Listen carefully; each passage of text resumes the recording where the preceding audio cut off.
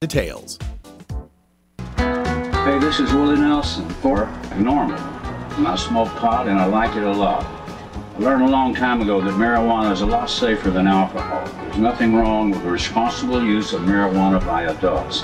It's time we stopped arresting and started respecting those who smoke marijuana responsibly.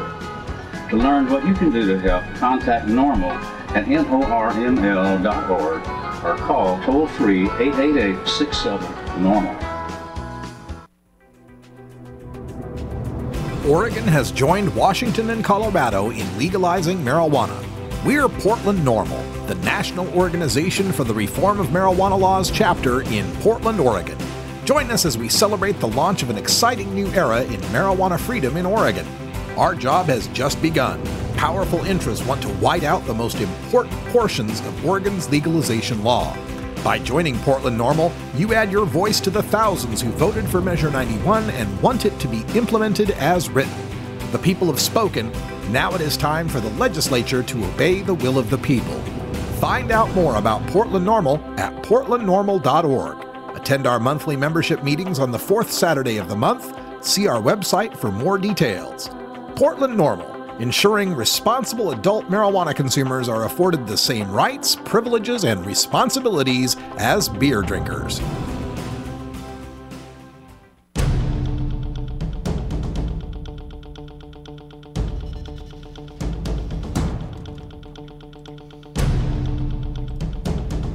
Today in Behind the Headlines, we want to take a look at that social use initiative in Denver. Mason Tvert and Brian Vincente had put together an initiative called the Limited Social Use Initiative. And the idea, of course, was to address the fact that in Denver, and for that matter, in all the legal states, there's no legal place for visitors, tourists, or some renters to consume cannabis. In fact, all of the states have a no public view sort of rule that prevents people from being able to use it in parks or on the street corners or any place where people can see them. In Oregon, our Liquor Control Commission has decided that any place with a liquor license is such a public place, even if they're not serving liquor at the time. And Denver and Seattle all have similar statutes. Seattle has recently felonized any sort of accommodation for public marijuana use, even if it's unintentional. Like if a bar has a smoking patio and pot smokers are out there smoking and they didn't even know it was happening, they could still be held liable for that. So it seems like legalization has come our way at the price of being forced into a smoky closet again. And so this initiative, when it first came out, I was very excited about it, in that pushing this in the city of Denver, where there's great support for marijuana reform, could have set a precedent for the other cities, Seattle, Portland, Anchorage.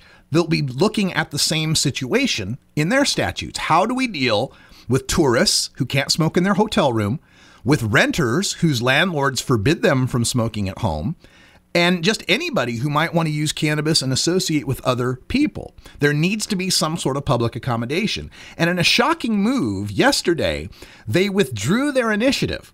Now, they had 10,000 signatures for the initiative. They only needed about 5,000.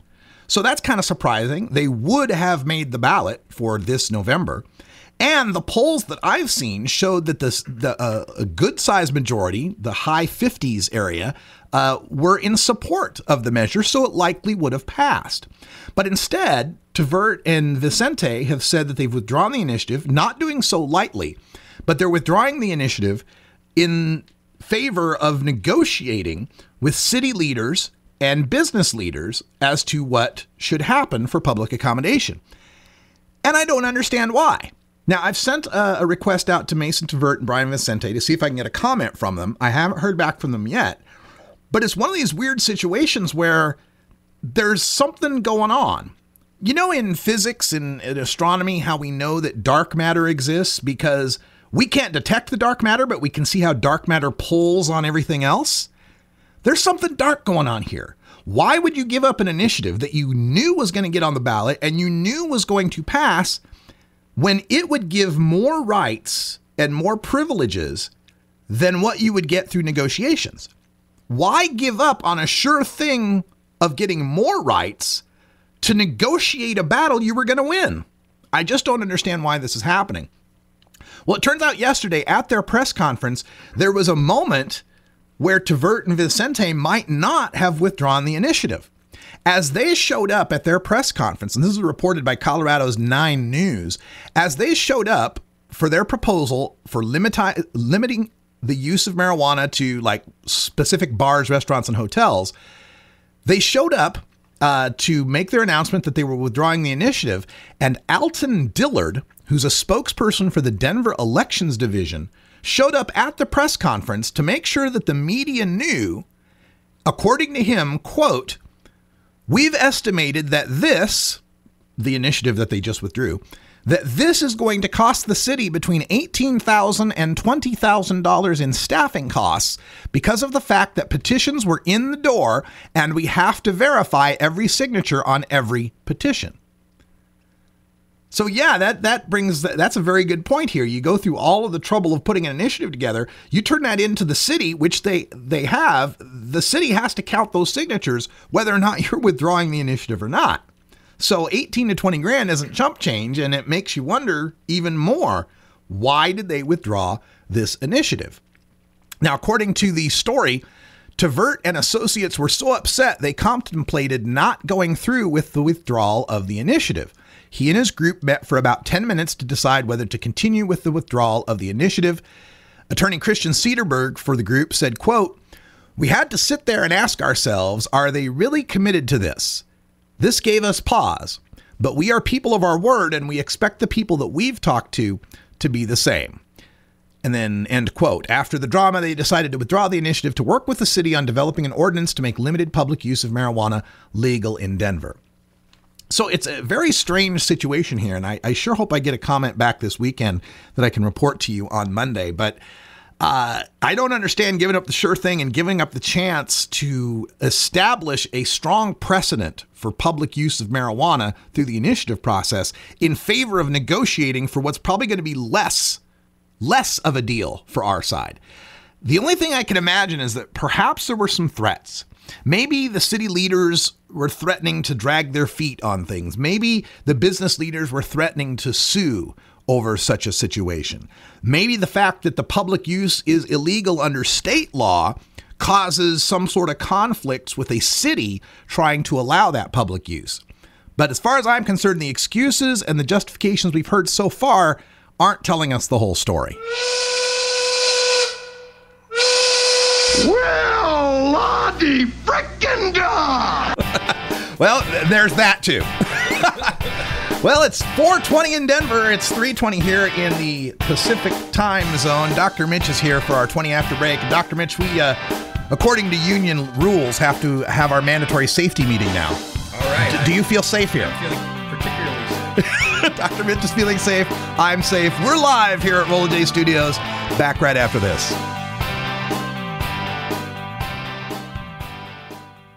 The Russ Belville Show. Chat is for friends 18 and older. We expect our chat to be civil, mature, and free from excessive profanity. If you don't like these rules, there are approximately 6 billion other chat rooms with lower standards that you can visit. Get.Buzz. .Buzz is the internet platform that fuels community interest, excitement, and new experiences. .Buzz is the premier online destination for internet users seeking the latest news on a variety of topics. .Buzz appeals to groups active in blogging, communications, journalism, advertising, and marketing. .Buzz offers registrants a stronger alternative to the shrinking namespace of existing top-level domain names, such as .com, .net, and .org. Get your name now at get.buzz. You're listening to 420 Radio. Listen Monday at 2 p.m. Pacific for Cultural Baggage, podcasting at drugtruth.net. Pioneering marijuana radio activist Dean Becker continues his illustrious career, interviewing reform luminaries on his Century of Lies and Cultural Baggage shows from Pacifica's KPFT in Houston. Check our online listings for Cultural Baggage with Dean Becker from drugtruth.net. The Fingerboard extension has fretted instruments to enhance your creativity. It has new and used guitars and banjos from beginning to high class. The Fingerboard extension has National, Resophonic, Husson Dalton, Larrabee, Heritage and Recording King guitars, and Mike Ramsey, Wildwood, Gold Tone, and Recording King banjos. The Fingerboard Extension also has drum stuff, used gear, and parts. Stop by the Fingerboard Extension, downtown Corvallis, Oregon at 120 Northwest 2nd, or check out the inventory on the web at fingerboardextension.com and reverb.com.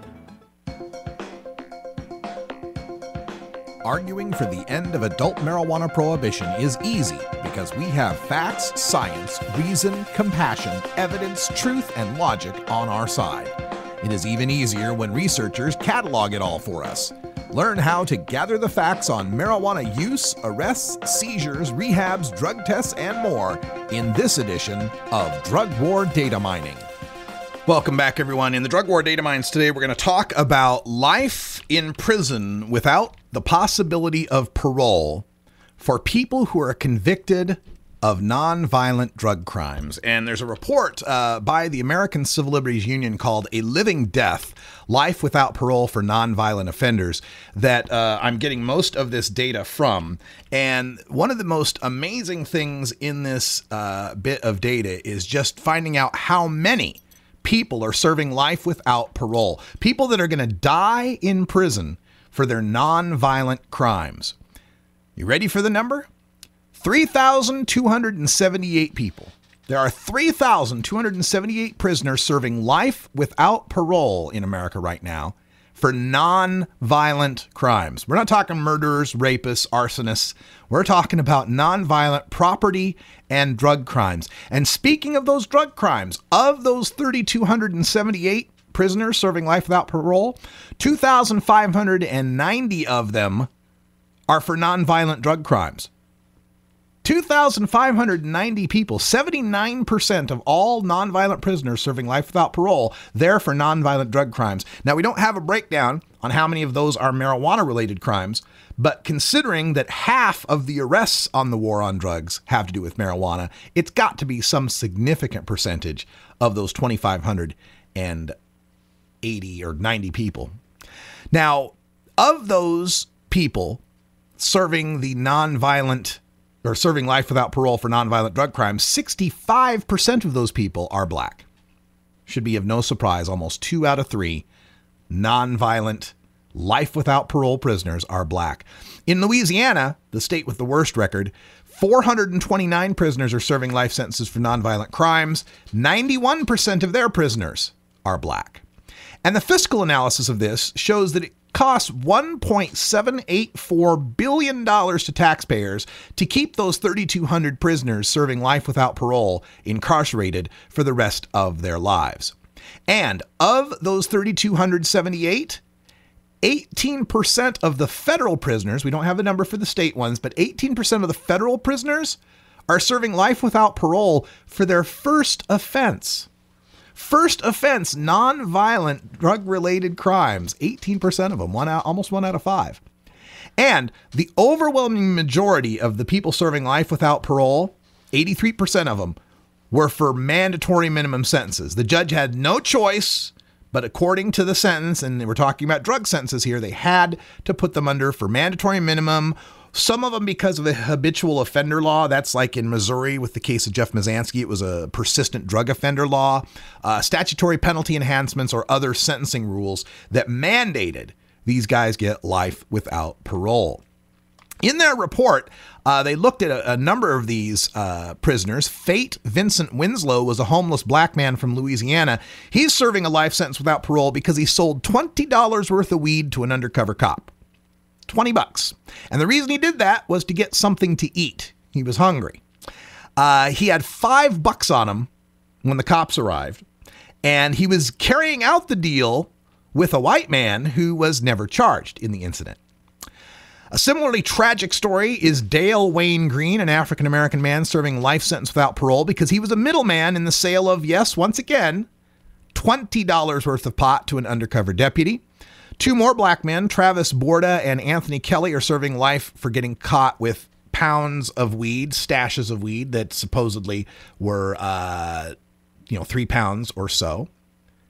But when we look at the other prisoners serving time, there are white men in the list, but the white guys getting on the list had to really go out of their way. Leland Dodd is serving life without parole for conspiring to buy 50 pounds of marijuana from an undercover.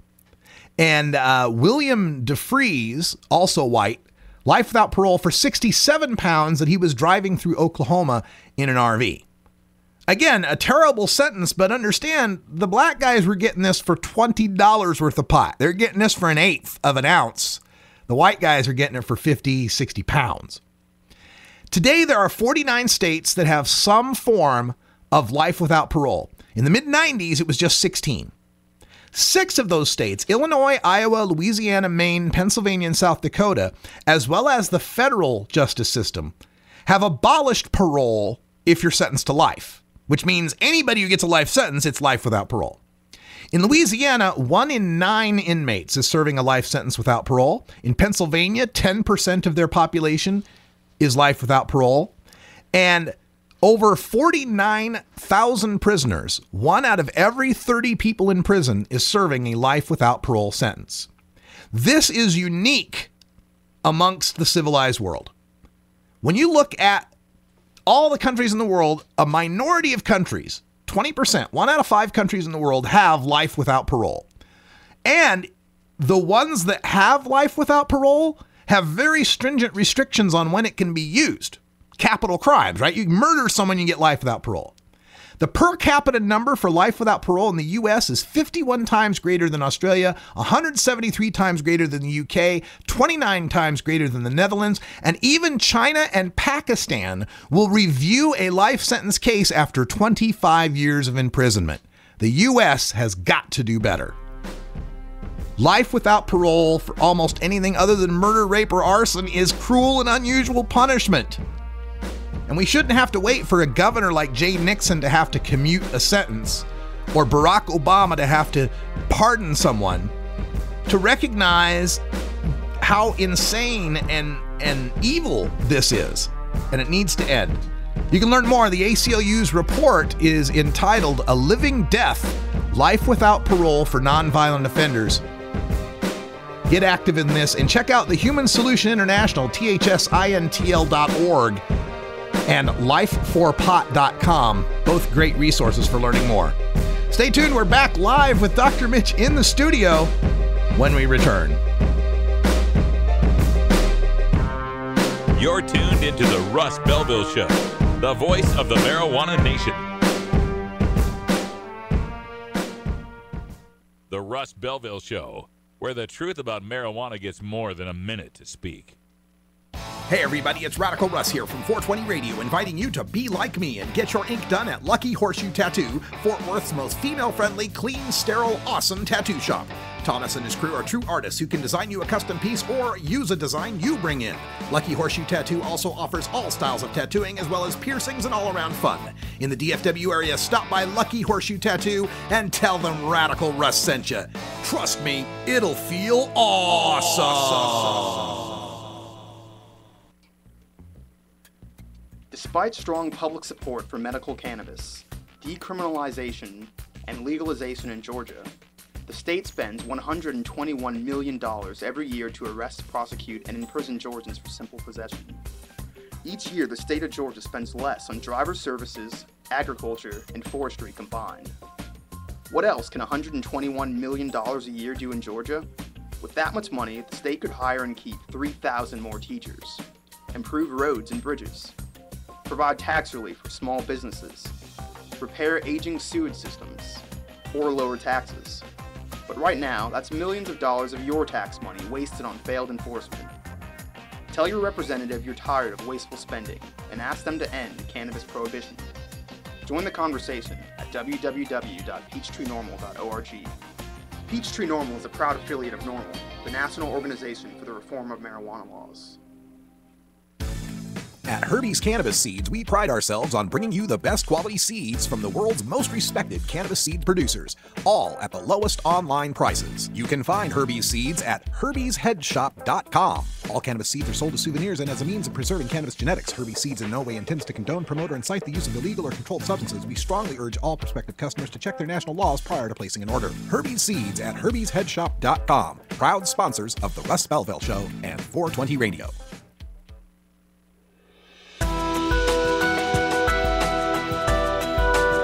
The cannabis community is a diverse set of people from all walks of life, conservative and liberal, black and white, straight and gay, rich and poor, and everyone in between.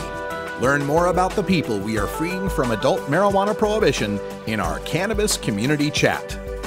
Welcome back, everyone, and for those of you watching on our Ustream webcam, you can see that we've got Dr. Mitch Earlywine live in the studio today. Hi, Dr. Mitch. Hooray! He's made it here live. It's a nice sunny day, well, partly sunny day here in Portland, and picked up Dr. Mitch from the hotel downtown, and we're watching our chat room to see if anyone's got any questions. But for the first thing I wanted to bring up is we made a trip to Vancouver to take a look at Main Street Marijuana, the #1 best-selling pot shop in Washington State.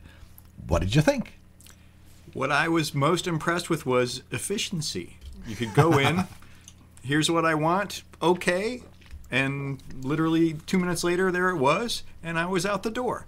It's unlike any other experience I've had buying any other psychoactive. And That's right. You don't have to pretend to like the people there. You don't have to listen to their really bad band tape. You don't have to pet their dog. They were all, gracious and helpful, but yeah, there was no feigning of friendship. And that's, I think, a nice move in the right direction. Also, the neighborhood was super wonderful, and I feel like everybody there was looking around, looking at everybody else as if they were pals, and that's a nice feeling, too. It was very, very nice there. And if you saw our picture up on my Twitter feed, at Radical Russ, you could kind of see there was, 24 people, 24 customers at least sitting there. Oh, yeah. And people, they'd say, who's ready to order? And you'd see the hands flying up. So, people go there and they know what they want. They have this. It's interesting when you're shopping at a Washington pot shop compared to a Colorado pot shop, or if you've been in a medical dispensary in one of the states, because in most of the places that I've ever gotten to purchase pot, you have a big jar of it. They got a jar like, quarter pound sitting in there in that jar. And then you say, oh, I'll have, 10 grams of this. And they'll pick out 10 grams and weigh it on the little scale and put it in a little, childproof sealed thing, and then you're off on your way. But in Washington State, it's all pre-packaged. So they have a menu, and they'll say, all right, Ghost Train Haze, you can get a 7 gram or you can get a 2 gram. OG Kush, you can get a 2 gram or a 1 gram. So if you want an ounce of, OG Kush, you have to buy 4 7 gram packs. You can't just get it all in one unless they have that there. That's one thing I thought was weird. What did you think of the edible packaging, though? You got some edibles. I gotta admit, it was all really gorgeous. The fact that they actually have 60 milligram pieces frightened me to no end. but the 10 milligram pieces look super attractive, multiple flavors, and seem not like plugged towards kids, which I was also, that's always my concern.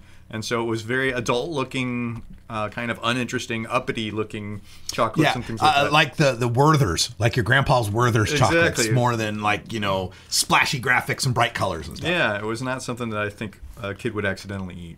So when you see, a store like this, and you're able to see all the variety of people that were in that store as well, how does that play back in Albany? How does that play on the East Coast? Would they be shocked by seeing that? I feel like they just need to see it, and then suddenly all these outrageous horror stories that they've got looming in the back on their minds will disappear. It's so reassuring to see that this is really just like going to any other store, and I thought even nicer than liquor stores where they're constantly plugging extra crazy things at you. There were no drawings of naked women or any of these other weird crazy liquor-like situations or ads. Yeah, like you'll have the cardboard cutout of the swimsuit model with the Corona or whatever. Exactly, yeah. And so I felt like it would be very impressive. And when I think of the silly laws we have right now for medical in New York, and basically the whole, East Coast could really use a lesson in this. I hope somebody will get to go in there and even just film for 90 seconds in some documentary to get the word out. What's up with New York medical marijuana at this point? Do they even have any being dispensed yet? It's not dispensed yet, but all the 5 growers for, a state that size is kind of ridiculous. Yeah. And then those each will have a certain number of dispensaries associated. But it's still in the early stages, and there's no whole plant medicine, which I think is just a huge mistake. So they basically are going to have to make extracts. They're going to have to make tinctures. I don't know if there'll be edibles in the classic gourmet sense like you have around here, but it's just a step in the right direction, but an awfully small step, and I feel like it could have been much more efficient and much more helpful, and it still hasn't helped anybody yet. Yeah, New York and Minnesota and New Jersey, and there's a lot of these East Coast states that have tried to keep a really tight rein on what medical marijuana is going to be, and in doing so, I think they've just needlessly delayed getting it out. And when they do, they don't hurt the stoners. They're still getting their weed. They're hurting a cancer patient. They're hurting the AIDS patient who really needs this stuff. Let's get them out here. Let's get them on a fact-finding mission. Although I know if we'll get Chris Christie out of Voodoo Donuts, I don't know. We'll see. We have a question from John Thomas in our chat room who wants to know, has anyone studied the psychological damage it does to people who are made lifelong second-class citizens because of a simple marijuana arrest? We don't have that, but we've got prejudice for other things that are comparable, and so I'd like to see those same paradigms applied. Mm-hmm. And actually, our new hire in social psych, Anna Newhauser, is interested, and I sat down with her early this semester, and I'm thinking maybe we'll get some data on that. Yeah. But what you do see are some of the other aspects of stigma. So it's a lot like the stigma we see related to racism, or people who basically had served time and are often unlikely to report it, and then they end up on the other side alienating themselves from the people around them because they've got this thing that they hide, right? Much like we've seen in the gay community. And so I feel like it's a real sad situation and one we really need to intervene on. Yeah, that's a really good frame on that. You know, I think I saw something recently where it was a study on just merely being poor increased your health, and not just because you couldn't get health care, but just the mere stress of being poor was harmful to health. I've seen similar stuff talking about, like you mentioned, gays and lesbians who've had to, live secretly, how stressful that can be. That'd be a great way to find some data. Let's look at that. Left Wing Larry wanted to point out that, oh my God, they've got a monopoly in New York. They got half as many growers as Ohio. Isn't that harsh? Yeah. But that brings up, let me hold on to that for just a second, because the other thing I wanted to make sure everyone knew is that not only is Dr. Mitch talking to us every week on our Monday segment, but now he's hosting his own podcast, Burning Issues, which you can catch on cannabisradio.com. And what do you think about breaking into podcasting? I bow to you, man. It is markedly more difficult than I ever anticipated, and the idea of doing a bong hit in the middle of the show is completely beyond me. But I'm having a delightful time meeting wonderful people and having some really interesting guests. And if folks do have a chance, Cannabis Radio, it's a wonderful station. Yeah, cannabisradio.com. Our show will be there soon, and you'll be able to catch it on Cannabis Radio. And bong hit in the middle of the show. Doc Ellis pitched a no-hitter on LSD, so I figure, I'll handle it. And also, as you're here in Portland, as in your role as the NORML chairman, the chairman of the board of directors for NORML, how many of the board are coming in this weekend? Well, so there are, I think, 19 members of the board right now, and I believe we'll have 10 or 11 in town. Yeah. And that's good. It's hard to, make these kinds of travel in the middle of the day in crazy times in the year, but we've got a lot of interesting things to discuss and some important problems to solve, and I'm just delighted that anybody could make it, really. And then we got lots of folks on speakerphone. It's going to be a long day on a Saturday with a lot of folks who'd rather be out, doing bong hits. But I'm eager to get some new fundraising things off the ground, and I'm just really excited about NORML's opportunities in the near future. Yeah, what is, sometimes I'll get the question when I'm out, well, gosh, it's legal now. What's NORML? What do we need NORML for? Well, what are some of the things we need NORML for? I mean, as you just reported, there's still no place for public consumption for a lot of people. And we're hardly federally legal, not even close. Mm-hmm. And so I feel like that's a big, big issue. And then the key rights for people who want to do exactly the same thing alcohol consumers do, and that's use off the job. Why should they be subject to anything else?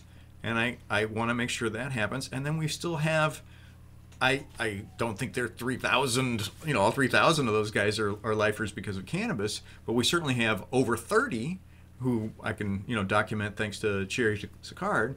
And those guys should not be in jail. That's just wrong. So those are some big issues right away that I'd sure like to see turn around. And if I stay chair of the board, I'll make sure that those things are how we focus. Right on. And of course, another thing that's probably on the table is Ohio. They're on the ballot for 2015 for legalization, and it's a pretty controversial amendment they've got proposed. Is there any telling one way or another how NORML's going to come down on this? I got a feeling we're going to have to keep our distance. I never want to badmouth a legalization effort. Yeah. This one has more potential problems than any I've seen so far. And so I want to kind of steer clear of the fray and just, give everybody the nod that it's not the law I would have written, but let's try to get the best out of whatever we can here. Yeah, I've heard Mason TeVert, a similar quote was, "Hey, it's not what we would have done." And Ethan Nadelman said something to the effect of, have to hold my nose. This isn't, pretty clearly the national organizations are. Were you guys even consulted by these responsible Ohio people? Alas, no. Obviously not, because they have a cartoon character with a bud on its head. Yeah, and that was the one where literally anybody who'd ever written anything on cannabis was all on this email saying, how could this have happened? This, if they had spent 10 seconds with any of us on that would have certainly helped. And I do feel like a couple of people may have been contacted in the initial stages on this Ohio situation, and their advice was not heeded. And so that's always tough to see. Yeah. All right. Well, we're going to take a break, but as we go here, we're going to lead into the anti-drug public service announcement of the day. MacGyver is going to tell us about drugs, so we're going to stay tuned for that. And when we come back, we'll talk a little bit more about the science angle of marijuana. We got a story out of Maine on prescription painkillers and how medical marijuana may intersect with that data set. And we're going to talk about CBD. Everyone's really excited about CBD and its medical applications, but we have a lot of people that are hyping CBD from industrial hemp. Is it the same? Is it the same thing? Can it be used medically in that circumstance? We'll talk about that and more. Plus, we'll take more of your questions coming up here in our chat room on the Russ Belville Show. Stick around. We'll be right back.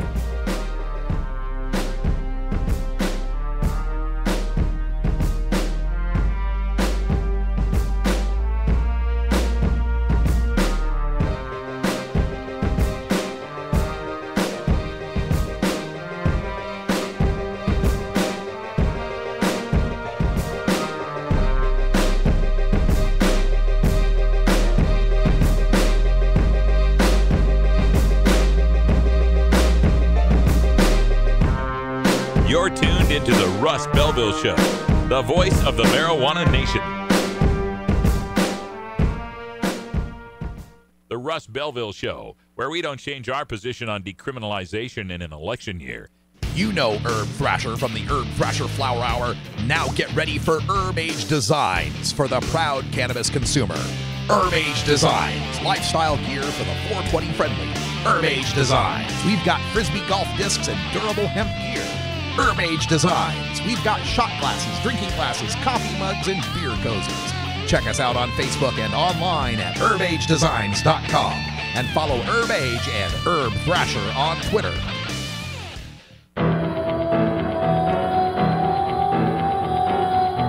In the interest of fair and balanced journalism, the Russ Belville Show presents the anti-drug public service announcement of the day. There are people out there that would never, ever consider doing heroin, and yet they'd try cocaine or crack in a minute. Well, believe it or not, crack is 5 times more addictive than heroin. Say no when someone offers you drugs. Just walk away. If you've got a problem now, remember, there are a lot of people out here who want to help you. Say no to cocaine. Say no to crack. Don't do drugs. Just don't.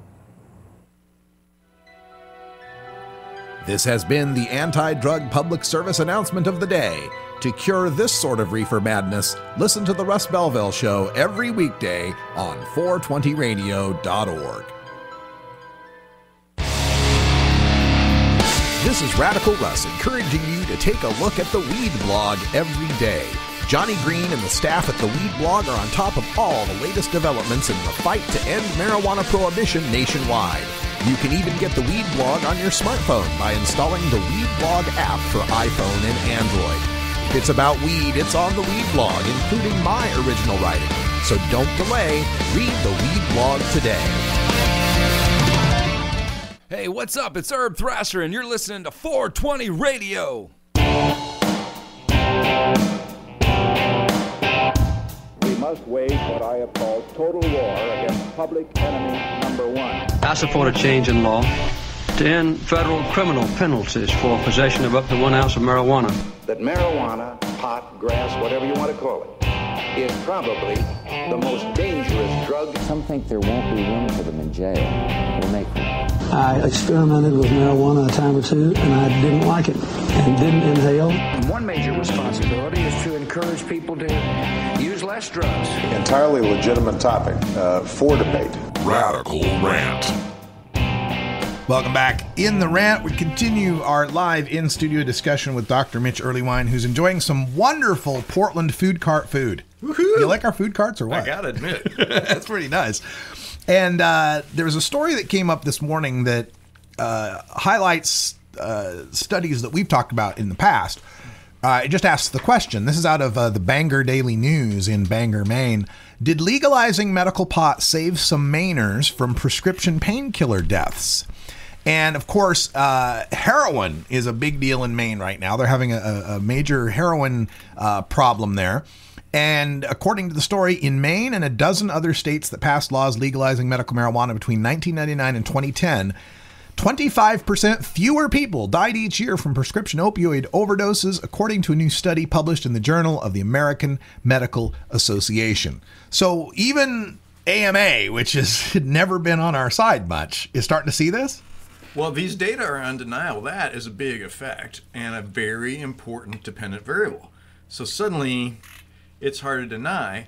I'm getting a lot of questions about the mechanism itself, and so I actually had to go to some pretty serious prescription opiate users and some old-time heroin users who basically say pot makes it so you can't really feel the high of some of these opiates, which I found a little hard to believe, but this is what they claim, is it certainly does kind of wreck it. So I didn't quite understand, the substitution, but in fact, it's really, there's no point in smoking pot and then trying to use an opiate anyway, and this is decreasing the number of overdoses. I'm completely delighted by these data, and I sure hope that this could become a national trend. And how much of the problem we're seeing with heroin in this country can be pointed back to the mass increase in the production of oxycodone and other prescription drugs in this country? Well, what's funny is I think the timing of that and then the crazy crackdowns on the old outdoor grows.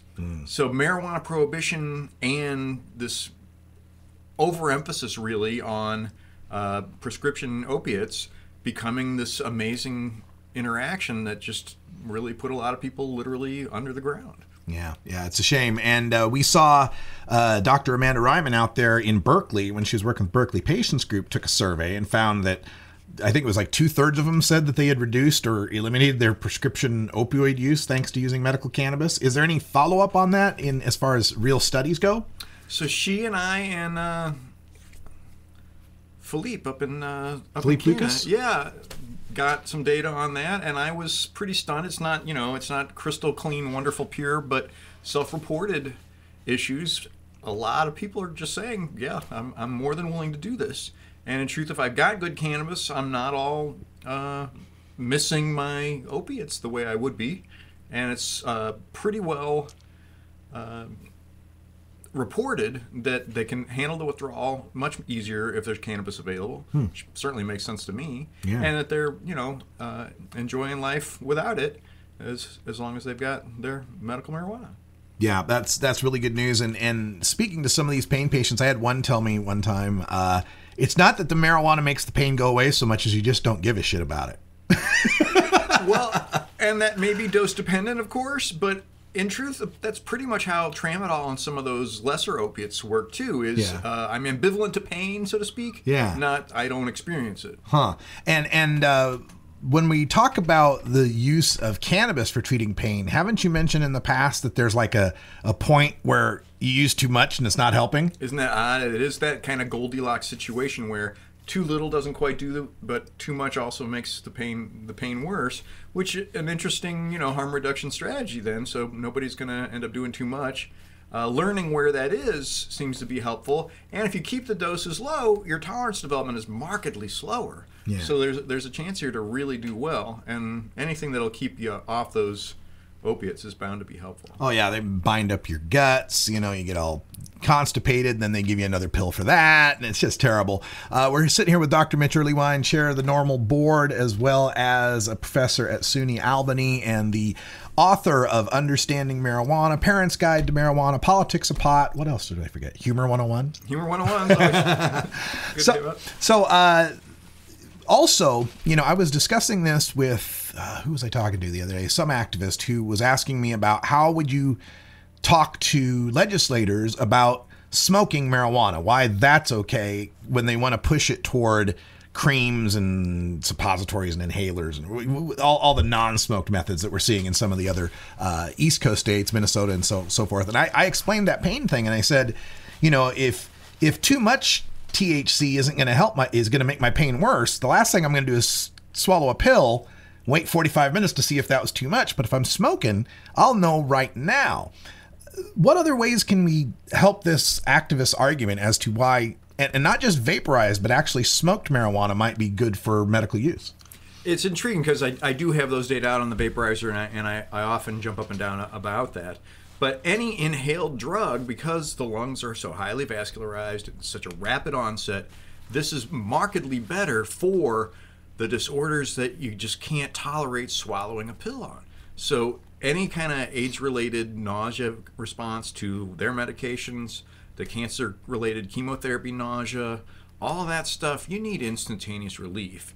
And the thought of swallowing a pill is just absolutely outrageous for them. And so this is an option we just have to have. And when you look at the respiratory data, there may be some coughing and wheezing in the regular smokers, but you don't see the lung cancer or the standard emphysema that we're used to associating with smoked tobacco, in part because THC is not like nicotine. It does not basically interfere with the way cells slough off if they're becoming carcinogenic, as long as THC is present. That's amazing. And also with respect to the inhaled medications, they cornered me and said, how would you defend smoking aside from vaporization? And the only thing I could come up with was vaporizers require power or a battery. Zigzag, baggy, and lighter go everywhere.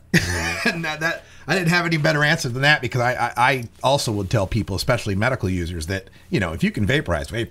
Well, and the vaporizers are getting better and better and smaller and markedly more portable than they were even a few years ago. So I would like to see that become the move.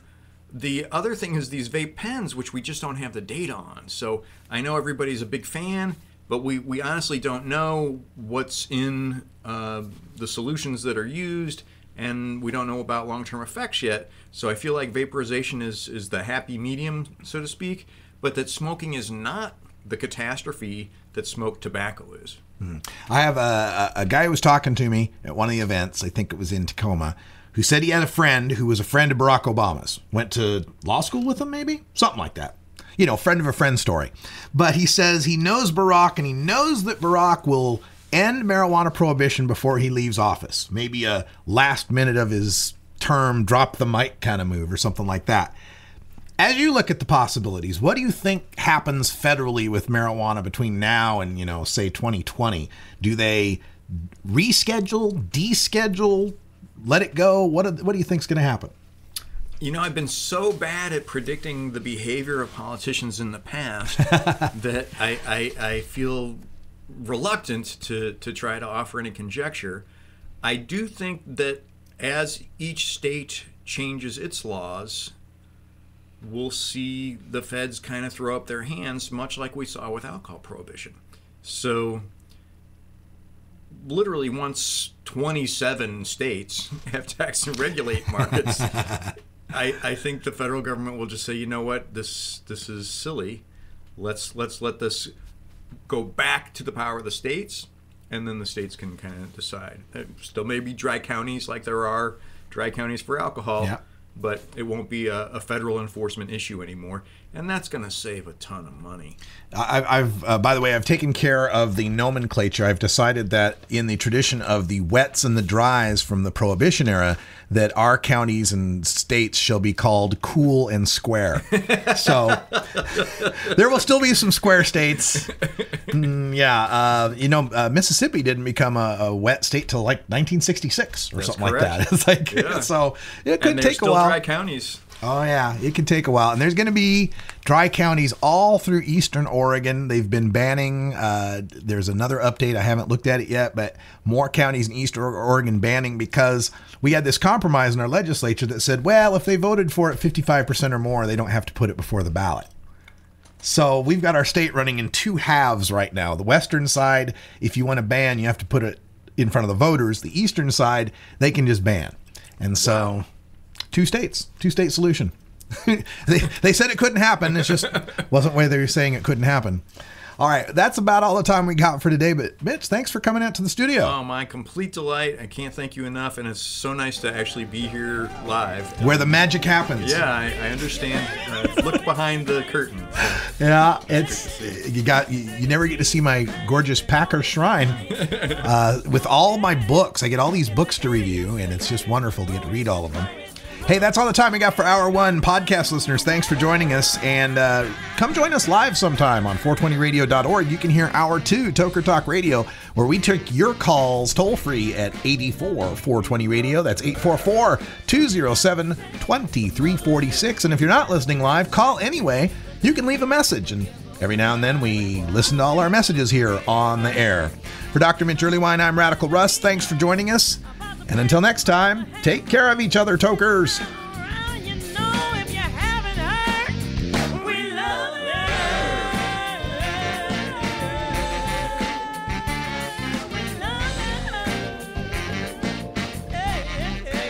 This is the Russ Belville Show.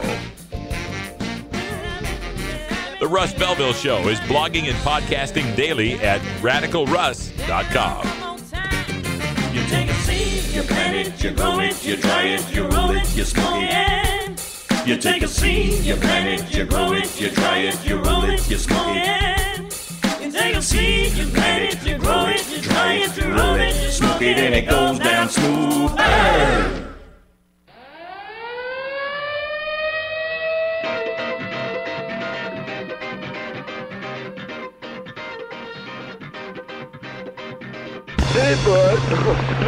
Now it's time for Toker Talk Radio, the voice of the marijuana nation.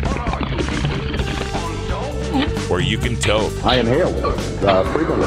Or you can talk. I experimented with marijuana and didn't inhale. Or you can toke and talk. 10 federal criminal penalties for possession of up to 1 ounce of marijuana. While we talk about toke on Toker Talk Radio. So, by the way, when it comes to pot, if you're 40 years old, you live in a log cabin in Oregon, you got 12 giant pot plants in your backyard, have a ball. Live from beautiful Portland, Oregon at Rolla J Studios.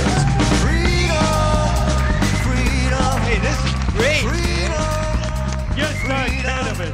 Plus your calls live at 971-533-7111. They're walking on their pants with their cap on backwards, listening to Enema Man and Snoopy Poop Dog. What's to keep somebody from getting all potted up on weed and then getting behind the wheel? Gateway theory doesn't work. It's a reality. Holland, is it real? Don't tease me. We're locking up people that take a couple of puffs of marijuana, and the next thing you know, they got 10 years. And now, here's your host, the guru of ganja graphics, the sultan of sativa statistics, and the worst nightmare of a reefer-mad prohibitionist. A polite, perspicacious, productive pothead with a propensity for PowerPoint. Radical Russ Belville. Welcome back, everybody. Good day, tokers and tokettes and non-toking lovers of liberty. It is 4:02 Pacific time. Happy 420 to our dyslexic listeners out there. It's time for Toker Talk Radio. Dr. Mitch is enjoying his Vietnamese sandwich, so we're keeping the mic off for now. But I'll get you warmed up. I just got notice in the email just now that my flight to Jamaica is confirmed. Yes, indeed.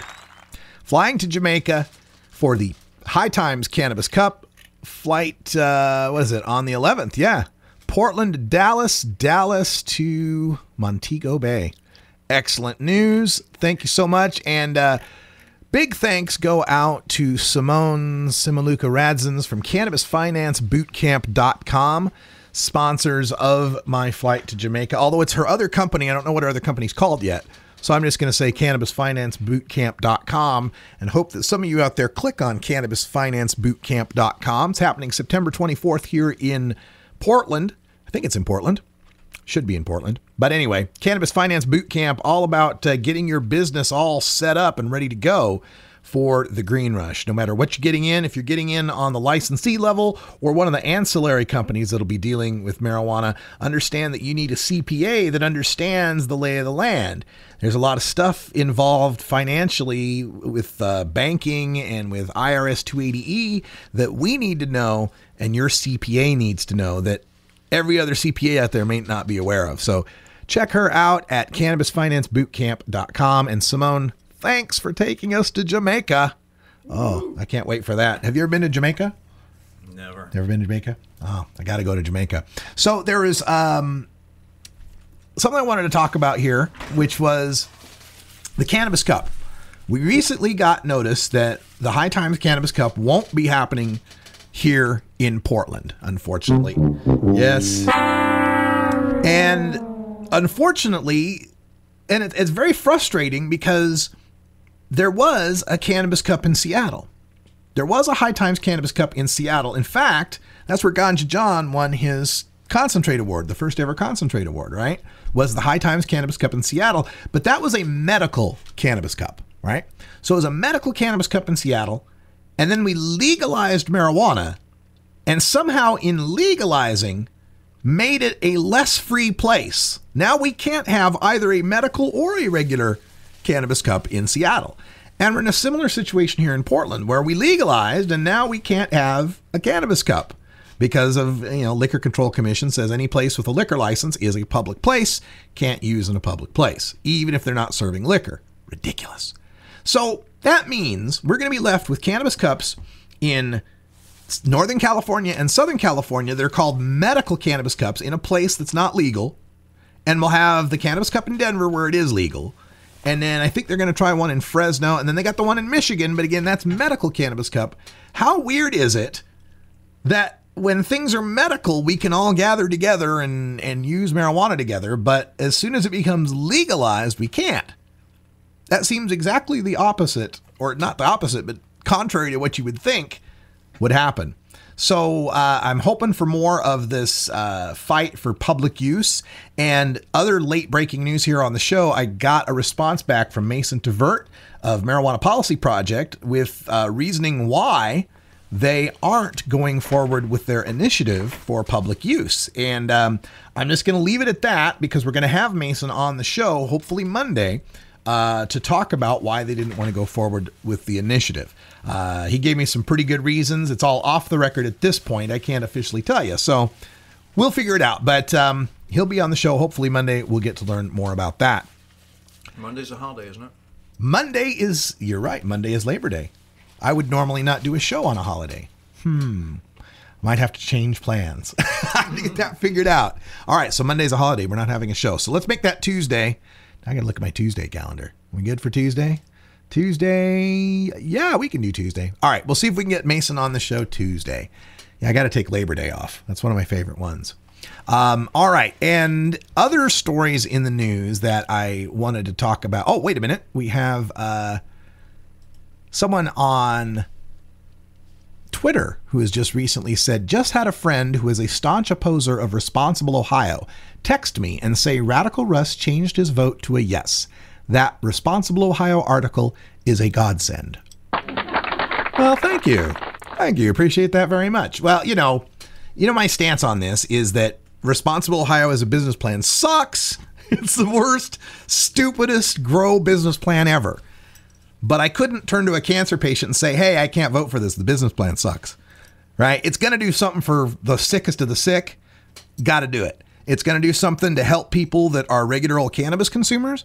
Got to do it. If you look at it from a consumer point of view, what is a consumer? The end started in 1996. Well, we'll come back to that. Legalized weed for so-called medical purposes. 16 years later, Washington and Colorado legalized it outright and let people sell it from storefronts. And what has been the result? The generation of millions of dollars in tax revenue for the states and creation of hundreds of new jobs in a growing multi-billion-dollar industry? No. Well, yes, but at what cost? Let's see. The cost of all that police time and money that's now spent going after real criminals and prisons with enough room to hold them all? No. Well, yes, but look at what it's done to the people. You mean that fewer of them are dying of alcohol, tobacco, and prescription-related causes since they've switched to cannabis, and many more are receiving medical benefit from a cheap, non-toxic healing herb? No. Well, yes to all of that, but I can smell pot from my backyard, and I can't tell my kids not to do it because it's illegal. Hey, what's up, everyone? It's Herb Thrasher, and I've got a bong, and you're listening to 420 Radio. Hi, I'm Alex Rogers, producer of the 4th Oregon Medical Marijuana Business Conference, the OMMBC. There have been a lot of recent changes to Oregon cannabis laws. Recreational sales start October 1st, new licensing from the state, and changes to medical marijuana. Are you prepared? Join us at the downtown Portland Hilton September 12th and 13th with the industry's top cannabis business experts, political leaders, exhibitors, and nightly networking events. For more information, join us online or give us a call. The OMMBC. Be part of history. Hey, I'm Herb Thrasher, host of the Herb Thrasher Flower Hour, live every Friday night at 8 Pacific. Tune in for 2 hours of metal marijuana mayhem featuring exclusive interviews with the latest bands, highlights of live shows, and the latest in marijuana news. It's the Herb Thrasher Flower Hour, Friday nights at 8 p.m. at 420 Radio, or catch the replay on Saturday nights.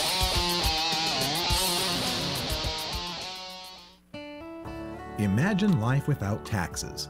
Let New Era Certified Public Accountants, NewEraCPAs.com, handle your Cannabis 280E and tax strategy. Get your business prepared with New Era CPA's Cannabis Finance Bootcamp. NewEraCPAs.com, with years of experience in the industry, we are one of the nation's leading accounting firms for growers, dispensaries, and ancillary companies from Washington to California. NewEraCPAs.com.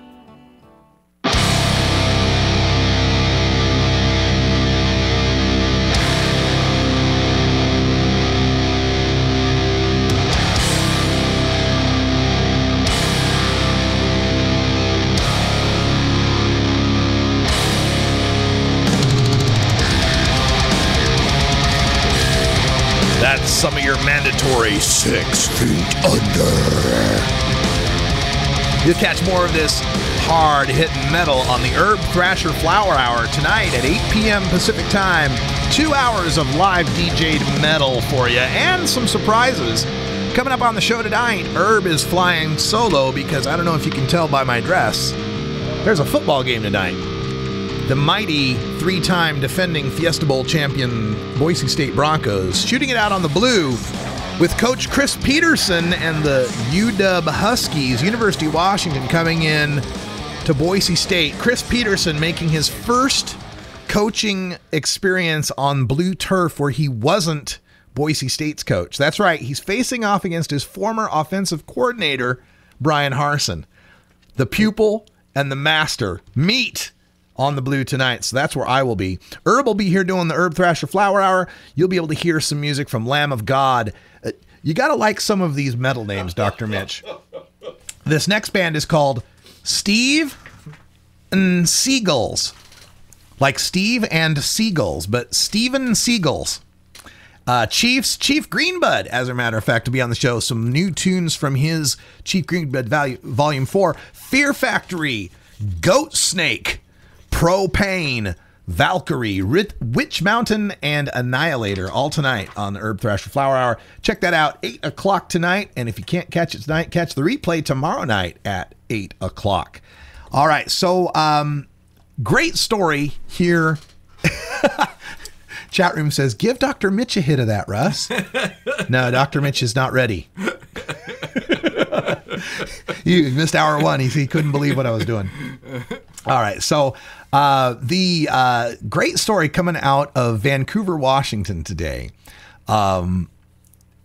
is from New Amsterdam. I've told you many times that 2 of the top 10 pot shops, actually number 1 and number 3 last time I looked, are in Vancouver, Washington. Main Street Marijuana, which is where I went today, and New Amsterdam. And the story from Reed Andrews out at K2.com, at one Vancouver shop, smoke pot and get paid.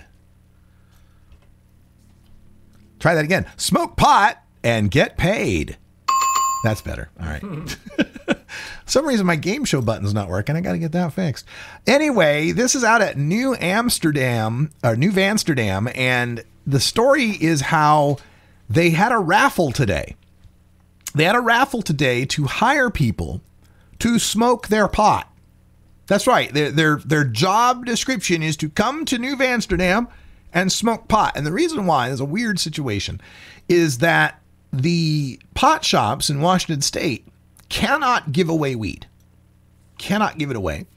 And so the shops, if they want to have a reviewer, if they want to have someone review their stuff, they can't give it to someone to review. Someone would have to buy it.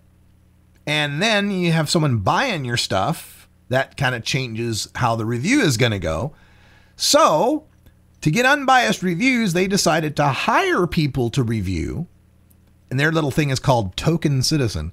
They're going to hire people to do the reviews because the state law does not prohibit giving away pot to employees. So all they have to do when they're working at the store is smoke pot, eat edibles, and write a review. They had a raffle today. They had hundreds of people apply for this. Surprise! I'd be looking at the ad going, really? Come on now. I wouldn't even fill it out because I'd think it'd be bullshit, right? But no, they gotta go to work and smoke pot. And they got the list down to 20 people by figuring out, who was actually, knew what they were talking about. Like, if you don't know what a terpene is, sorry, you don't get the job, right? So they got 20 people and they raffled away to 4 people. And Carl Powell was one of the winners, and he said, quote, I didn't know if I was going to win or not. And then when I heard my name, it was like, awesome, total elation.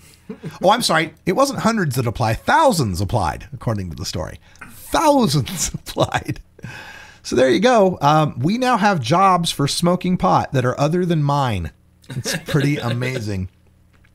Now, I did want to get a Dr. Mitch opinion on something because there was a story on Leafly, and their headline was CBD from marijuana is CBD from marijuana the same as CBD from marijuana? And they said it sounds rhetorical, but the question is everybody's into the CBD thing now, and there's these companies that are claiming to be able to get CBD out of industrial hemp, and there's others that are saying let's promulgate industrial hemp in America so that we can get the CBD from it. And their point in the article was a CBD molecule is a CBD molecule. It's like you're getting water from a glacier or water from a lake. It's H2O. It's still H2O no matter where you got it from. So how does that impact our talk about CBD, and is this viable, getting it from hemp? As you might imagine, hemp is grown primarily for fiber. It's really not about having a lot of CBD present. So we don't really know if there's even a hemp strain that's 1% CBD. And there are tons and tons of marijuana strains that have less than 1% CBD. So you can't normally expect there to be a ton of CBD in there. Yeah. The biggest concern is if that's the case, then I have to run literally tons of hemp through the extractor in order to get the CBD out. And unfortunately, that means anything else that's in the hemp is also potentially going to end up in this CBD product. And we just want to be super careful about that because hemp is really great at bringing in a lot of crazy toxins and, of all things, radioactivity That's right. from the ground. And I certainly don't think radioactive CBD is going to help anyone. I don't want to be in a lawsuit with any of these companies if they claim they've got a way to handle it all, and I bow to them. But it sounds impractical and a little bit strange.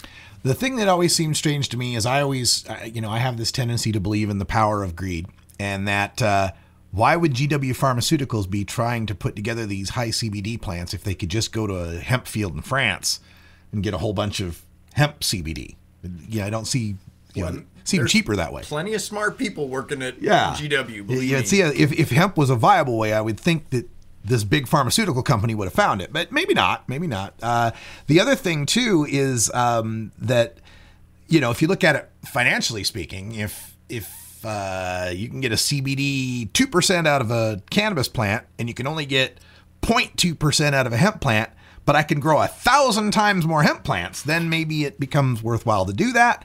But then what's the opportunity cost of that? How much are you losing out of that hemp field that could have better gone to fiberboard or hempcrete or hemp seed oil or whatever? So it's an interesting thing. We'll keep our eye on the studies and the information. And we did have a quick question about a chatter whose mother-in-law has been diagnosed with acute leukemia, lives in Washington State, but having a hard time convincing her that cannabis will help her. Do you have any studies or books or information that would be helpful for him with respect to convincing about leukemia and cannabis? Clint Werner? Yeah. That would be the place I'd Clint go Werner, first. Marijuana Gateway to Health? And then Paul's PDF on the normal.org site has a brief review of it. But more than leukemia itself, it's the treatment of leukemia is often particularly nauseating. And so I feel like any of the standard nausea stuff that's also in that review of Paul's and in Clint's book would be a great place to start. Certainly up to date, and I find it data-driven and very persuasive. Yeah, check that out. Clint Werner, W-E-R-N-E-R, Marijuana Gateway to Health. Paul Armentano up on the normal.org page, the clinical and scientific and clinical applications for marijuana. And quick update, Speed Limit, who's one of our hemp farmer friends in Oregon, talks about dual crop hemp for both flower and seed, or flower and fiber. Really? So yeah, you can 12-foot plants about to flower in the greenhouse will produce huge fibrous stalks. And Doug Fine talks about tri-cropping it, harvesting it for flour, oil, and I guess food. So we have so much yet to learn and how hemp is going to benefit us here in this country. Can't wait for that to happen. And speaking of CBDs, Ghost Train Haze #1 from our friends at Main Street Marijuana, 0.01% CBD. You're not getting it out of this. This is my sativa, damn it. 21.35% THC.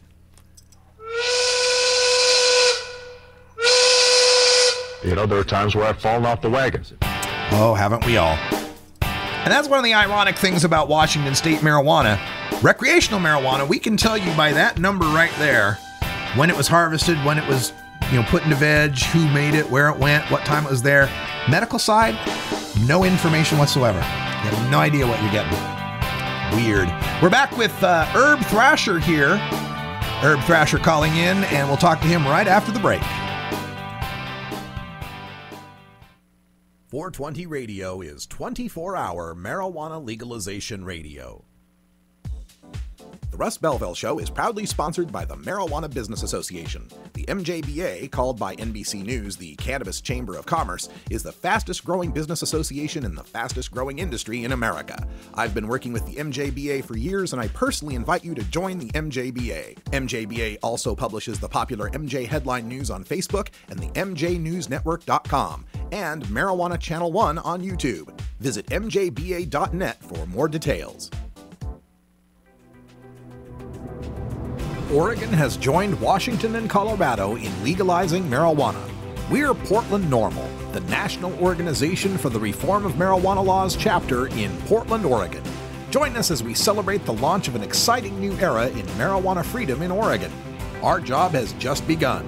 powerful interests want to white out the most important portions of Oregon's legalization law. By joining Portland NORML, you add your voice to the thousands who voted for Measure 91 and want it to be implemented as written. The people have spoken. Now it is time for the legislature to obey the will of the people. Find out more about Portland NORML at portlandnormal.org. Attend our monthly membership meetings on the fourth Saturday of the month. See our website for more details. Portland NORML, ensuring responsible adult marijuana consumers are afforded the same rights, privileges, and responsibilities as beer drinkers. Get.Buzz. .Buzz is the internet platform that fuels community interest, excitement, and new experiences. .Buzz is the premier online destination for internet users seeking the latest news on a variety of topics. .Buzz appeals to groups active in blogging, communications, journalism, advertising, and marketing. .Buzz offers registrants a stronger alternative to the shrinking namespace of existing top-level domain names, such as .com, .net, and .org. Get your name now at get.buzz.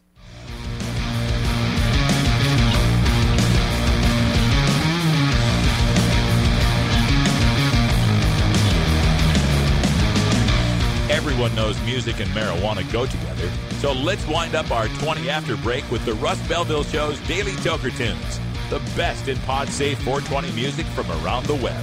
Today is Rockin' Friday, featuring rock, metal, and the hard edge of alternative country.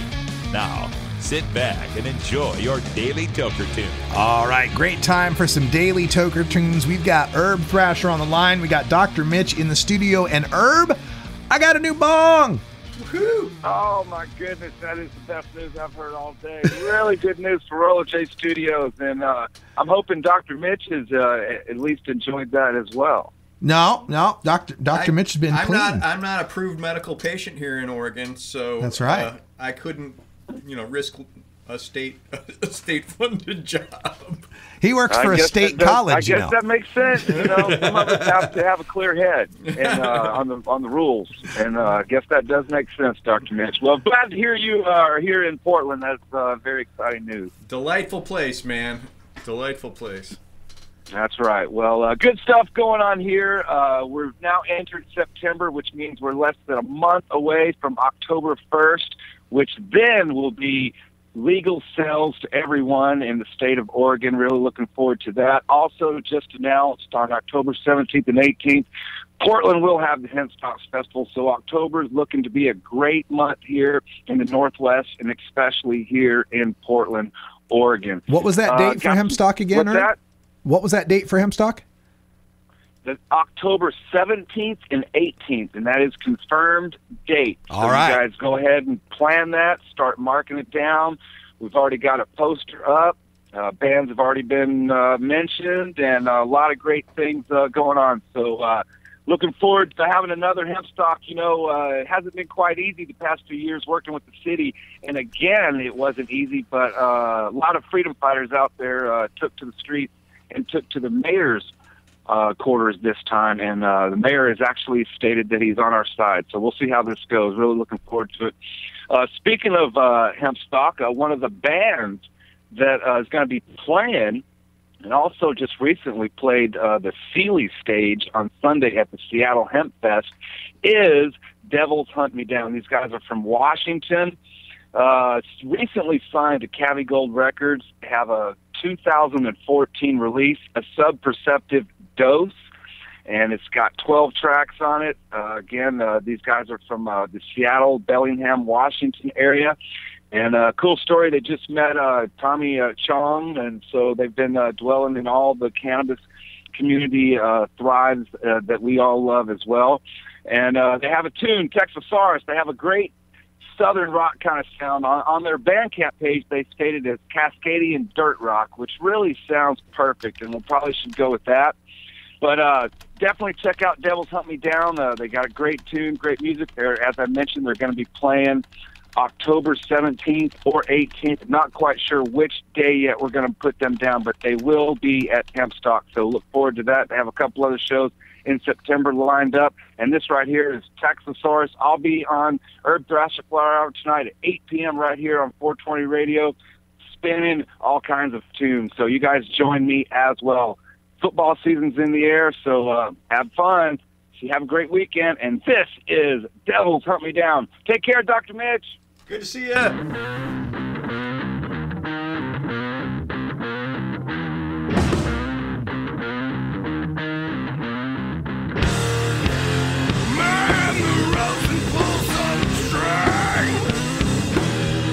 Must feel great behind the wheel of this wicked thing. Now, not much to our surprise. You've gone and fucked it up and left us all behind. Is that all you have to say? Just look at the mess you made.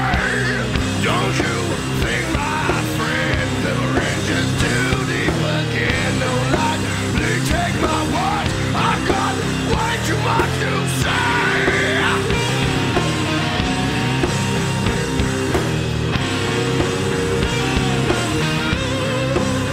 So tell me,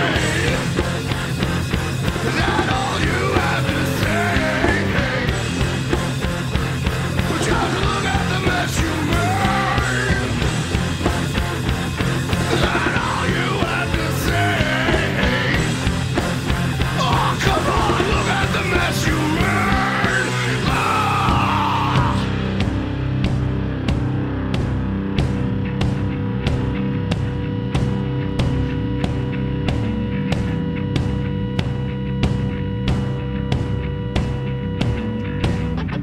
Just what did you get?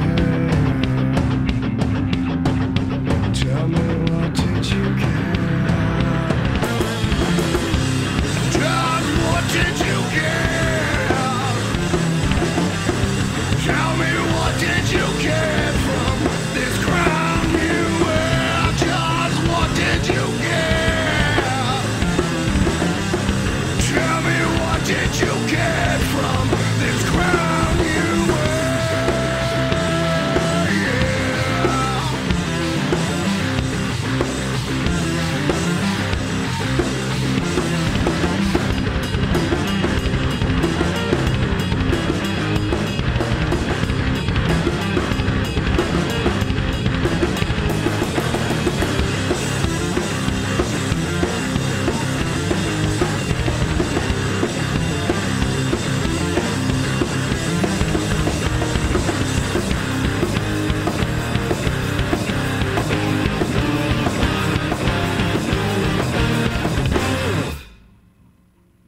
.420 Radio, the activist radio station. The fingerboard extension has fretted instruments to enhance your creativity. It has new and used guitars and banjos from beginning to high class. The fingerboard extension has National Resophonic, Husson Dalton, Larrabee, Heritage and Recording King guitars, and Mike Ramsey, Wildwood, Gold Tone and Recording King banjos. The fingerboard extension also has drum stuff, used gear, and parts. Stop by the fingerboard extension, downtown Corvallis, Oregon at 120 Northwest 2nd, or check out the inventory on the web at fingerboardextension.com and reverb.com. Hey everybody, it's Radical Russ here from 420 Radio, inviting you to be like me and get your ink done at Lucky Horseshoe Tattoo, Fort Worth's most female-friendly, clean, sterile, awesome tattoo shop. Thomas and his crew are true artists who can design you a custom piece or use a design you bring in.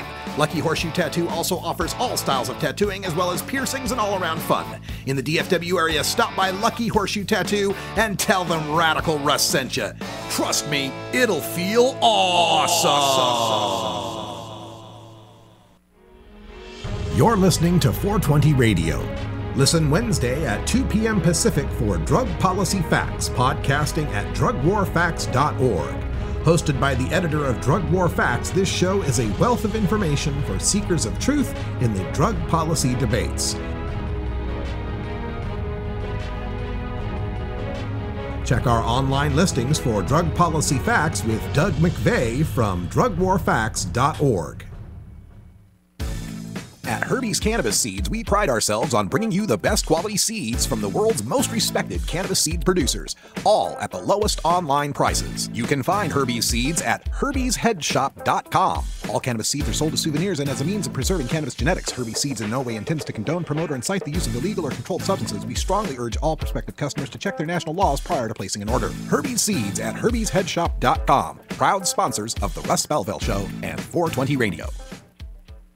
Are you enjoying your Hemp Fest so far? I'm trying to remember what jokes to tell.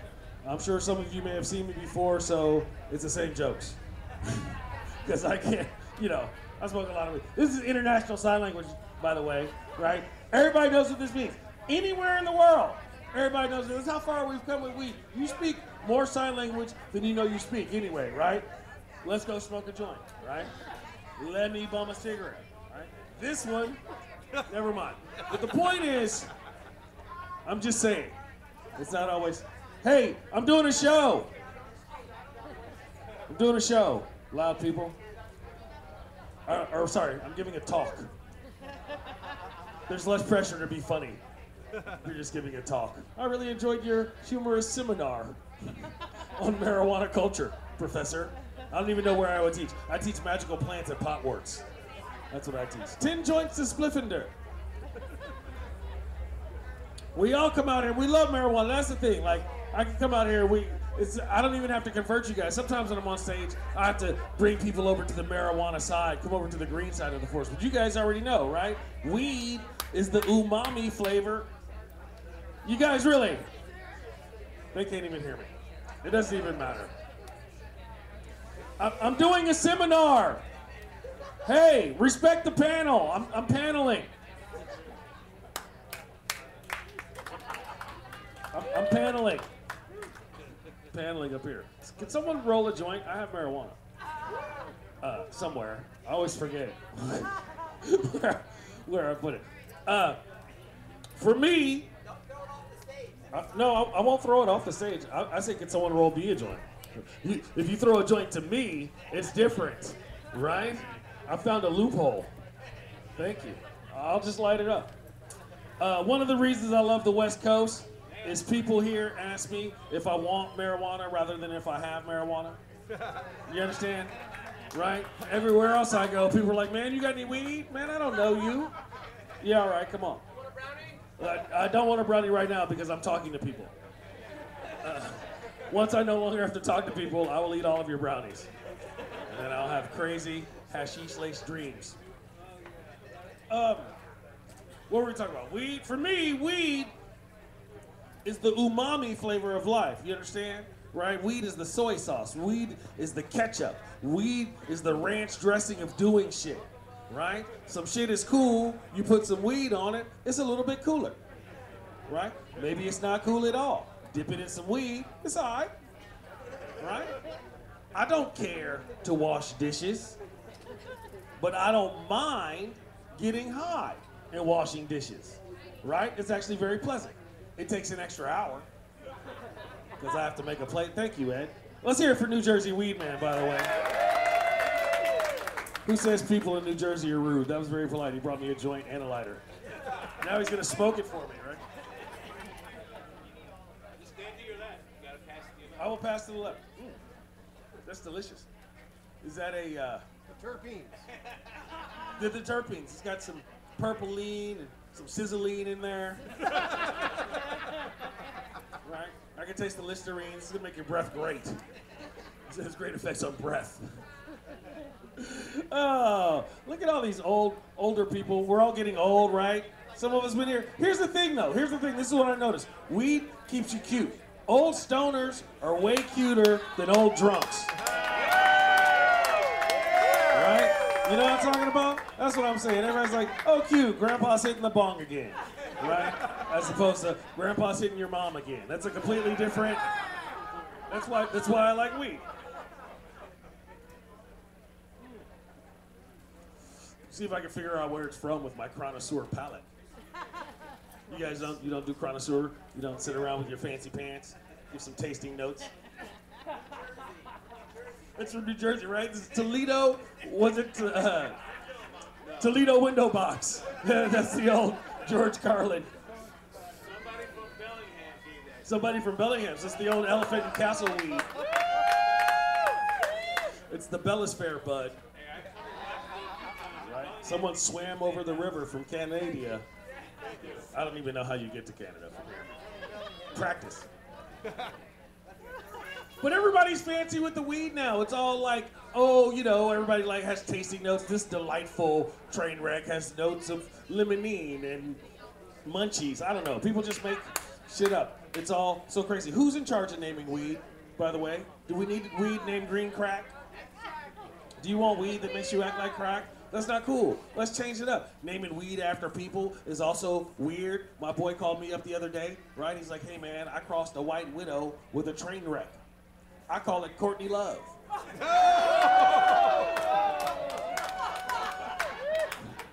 That joke always kills in Seattle. Oh, take your time. Right? But people, there was weed named after Charlie Sheen for a minute. Charlie Sheen is not a weed head. Charlie Sheen is a crackhead. Would you smoke weed that makes you act like a crackhead? No, you wouldn't. I'm good on the Charlie Sheen. Do you have some Willie Nelson in the back? Perhaps. Right? Let me get an eighth of the Miles Davis. Right? A half ounce of some Jerry Garcia. Right? And a couple of grams of Snoop because I'm going to a party later. And we don't love these hoes. And there's Obama Kush. That shit gets you so high you stare off into space like a president.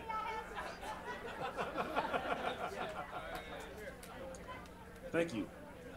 Right? We need more minorities in the cannabis industry, by the way. Can you guys work on that? Yeah. Can we work on that? You can help me fund my new business. I got a new business. We're gonna. It's a minority-staffed cannabis concentrates extraction company. Black Lives Shatter.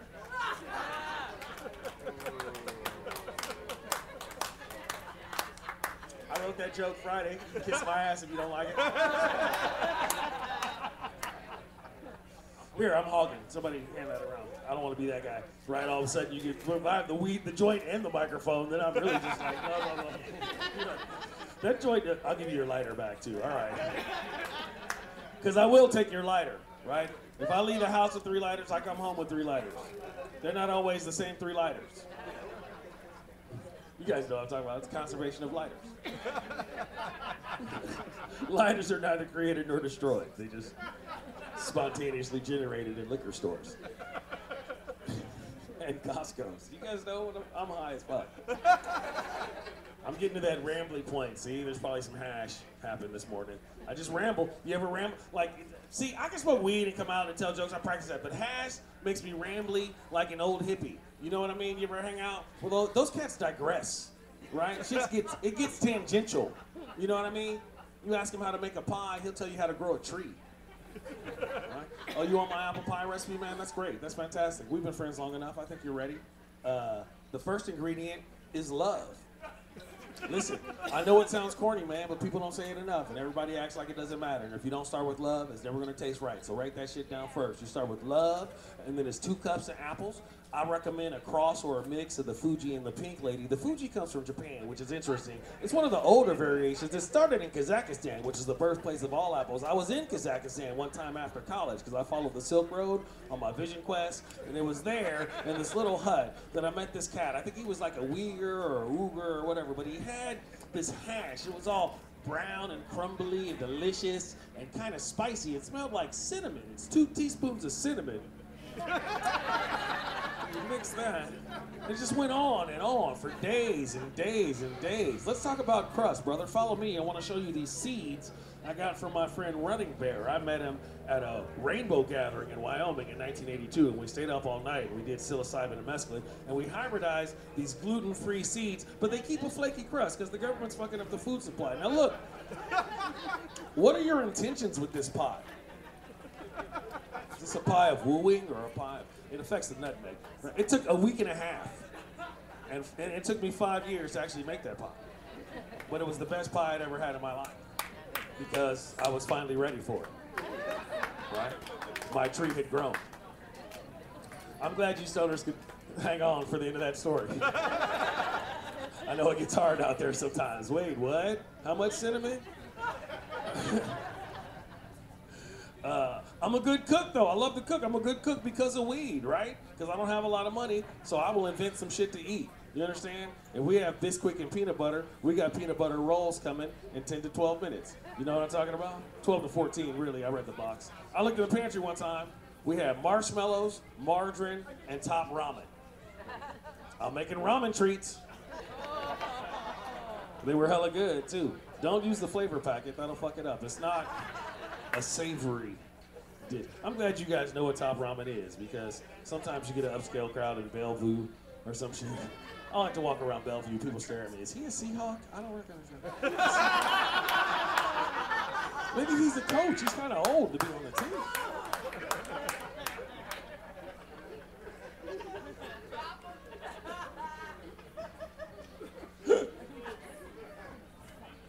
But I say something about top ramen, and they just stare at me like, right? I had to break it down to a crowd once. I was like, well, y'all know cup of noodles, right? Uh-huh. Well, I can't afford a fucking cup. I'm just trying to get old noodles, you understand? All right. I just see my homegirl, Lydia Popovich, is in the crowd. I may bring her up for a special 5 or 7 minute guest set. She's awesome. She's in town for the Hilarious Comedy Festival this weekend, which is happening at the Armory in the Seattle Center. On the 4th floor, you got to go up a thing and then behind a thing and then smell for the weed. And then that's the green room. And then the stage is right past there. And I'm doing a full-on headlining show up there at 8 o'clock. And there'll be other jokes. Don't think I'm exhausting all my jokes right here. I don't even remember my fucking jokes at this point. This is day 3 of the Seattle Hemp Fest, so I've been pretty much high for 72 hours. Yeah, right? You guys are like, woo, it's good for the arthritis. Right? Medical marijuana, I have my card. It helps my tendinitis.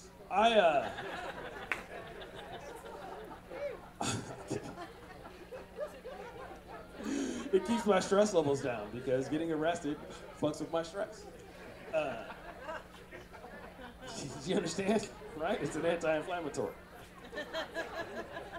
Right? It keeps me from inflaming on people. So you know what I'm talking about. I love weed. I smoke weed all the time whenever I'm done. Just like, that's my whole thing. People are always like, pot smokers never do anything. I'm like, I always like to get high and then do something. That's always my, like, you get high and go to Hemp Fest, or you get high and tell some jokes, or you get high and get some booty or whatever. I don't care. The Smoky Pokey's great. But I'm saying, like, I'm on the golf course high as shit, and nobody cares. Here's the secret about the golf course. The golf course is like a little tiny Vegas. You can do pretty much whatever you want. No one ever said, even in states where weed is illegal, no one has ever said shit to me about my incessant use of marijuana whilst on the links. And I don't think they will. What would they say? They're going to go over to the game marshal. Hey, that black guy with dreadlocks has a bag of weed. Yeah, that sounds about right. Right? You got a whiskey and a cigar. I got a blunt and a Diet Coke. It's a beautiful day. We are all having a wonderful time out here. Keep your head down.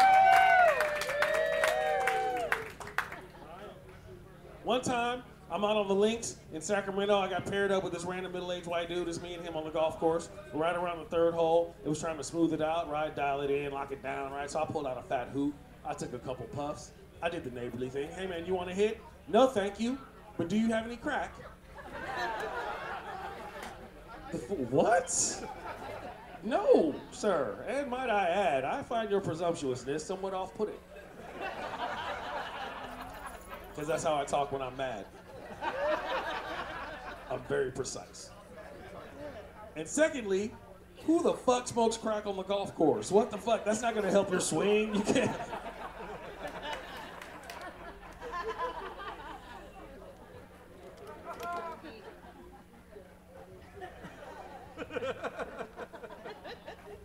Right drug for the right activity, that's my point. Right? Weed in golf makes sense.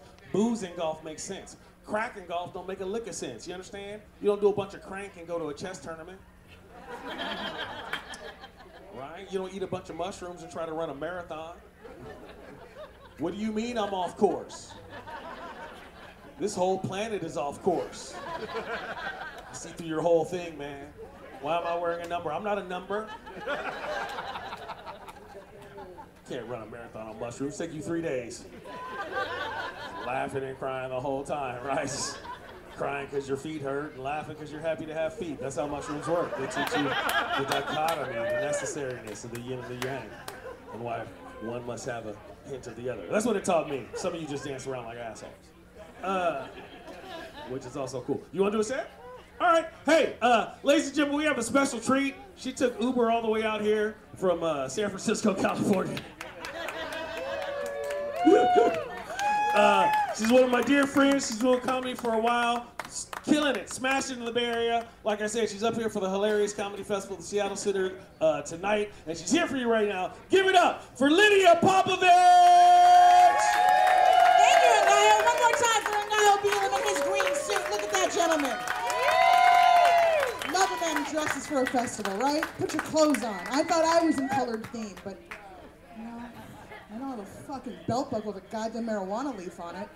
I need to step up my lifestyle. Hey, y'all, hey! That's my new greeting for 2015. I'm just walking out and just being quaint as fuck, like I'm from the South or some shit. Just, hey, y'all, hey! It's just better than my previous greeting, which is just like walking around completely engrossed within my telephone. When anybody comes remotely close to me, I just used to look up and yell, I don't have any money!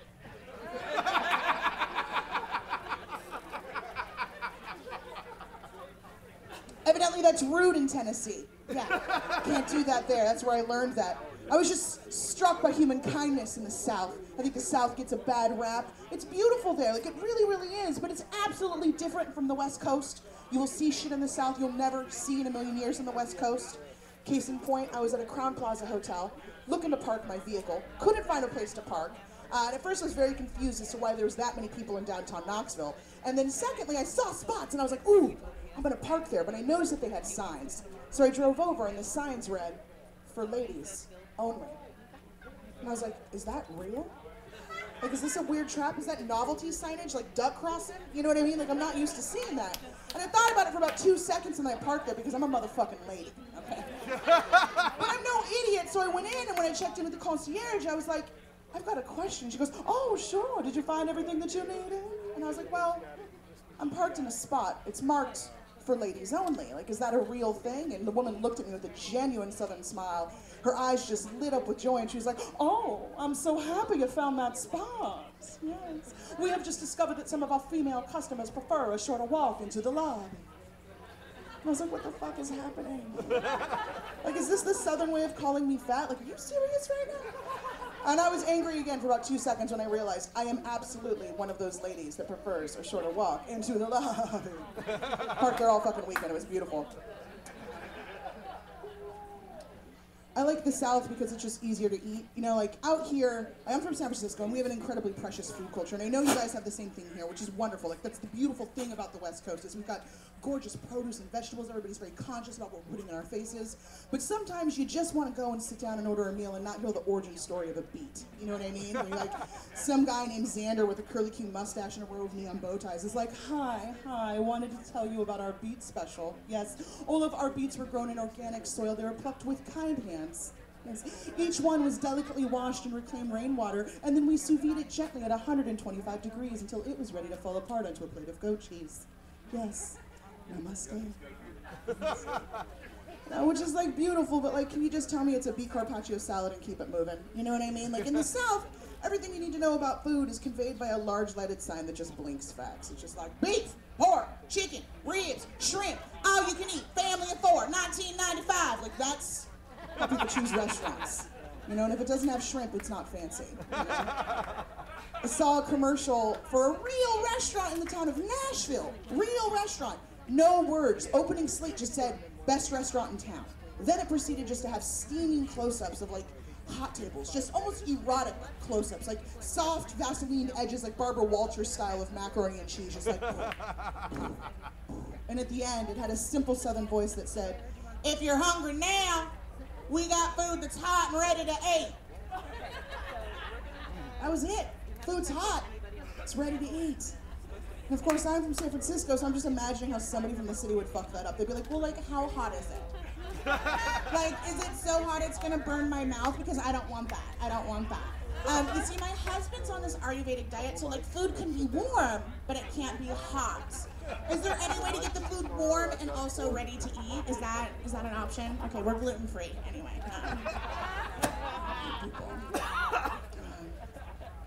But we do love food trucks, though. That's a popular thing. Everybody loves food in a truck. Got to get on Twitter, got to find it. Hope it's parked somewhere remote. Hope it's selling food that looks like it's fucked Mexican food to get there. Korean tacos, sushi burritos, deconstructed samosas. It's like, bitch, I see you. That's a tostada, all right? I'm not waiting in line. I'm certainly not paying you $12 for that paper bucket and a fork. Not a fan of the food fusion, people. Yeah, food. Keep separated. But I do love the innovation, and I like the idea of making a little extra money. So I've thought to myself, how can I get in this food cart game? So here's my idea. I'm gonna get one of those station wagons with like 4 rows of back seats that your grandparents used to drive. And what I'm gonna sell, gorgeous little artisan sandwich cookies, beautiful flavors, lavender and honey, marmalade and fig. But here's my twist. I'm gonna lace them with meth. And then my business is called Oreo Speedwagon. Super proud of that one. Thanks, very proud of that one. Combines my love of classic rock and cookies. You know, it's not gonna go wrong. So I love words. Obviously, this is an amazing job to have, to be a stand-up comic and be able to stand in front of people and like I get to put words together and you guys get to be on board or not. Like, that's beautiful. Like language and communication is beautiful. That was a turning point in humanity when like those 2 cave people realized that the grunts that they were saying in each other's faces could equate with emotions and they could express themselves. Like that's gigantic. Which is why it bums me out that now in our day and age, like we don't respect language. Like I'm in my mid-30s and I routinely get texts from friends that don't even include words. It's just like emojis, just like smiley cat face, cloud of smoke, one of these. Like what does that mean, you know? I don't even know if my friends' keyboards have vowels. Like that's how bad it is. And when people actually talk, they don't use words that make a lot of sense. We hear a lot of idioms and phrases that don't make sense. Case in point, whenever I hear someone say, oh, last night I just slept like a baby. I slept like a baby. I just think to myself, do you have a baby? I don't know if anybody in here has a baby, but babies aren't so good at sleeping. Babies wake up because they shit themselves, right? Babies wake up because they're hungry. Most of the time, babies just wake up because they're a stupid fucking baby that doesn't want any shit yet. Why would I, a full-grown adult, want to model my sleeping patterns after a stupid fucking baby? Doesn't make any sense. So I like to ask people, have y'all just seen a bum sleep? That shit's beautiful. If you haven't, walk yourself through like the shittiest part of town, Tuesday, 4 p.m. Just a little sea of concrete angels just splayed out everywhere. One shoe on, the other nestled under their head like an adorable little pillow. You can walk past them, spill your coffee right on their face. They aren't waking up for shit. That's the kind of sleep I want. I want to sleep like a bum, you know? Just 19 hours of narcotic-induced slumber sounds amazing. You know? But then I remember, he could just be dead. Don't care. Rather sleep like a dead bum than a stupid fucking baby. I went to college. I'm an adult. I deserve narcotic-induced slumber. My name is Lydia Popovich. You all have been fantastic. Let's bring up... Oh! Thank you, Lydia Popovich! Traveling all around, that's what you get to do when you're a comic. You travel all around. I've never been to Japan. Do they have good weed in Japan? I don't know. I hear they don't roll joints. They just fold them into animal shapes.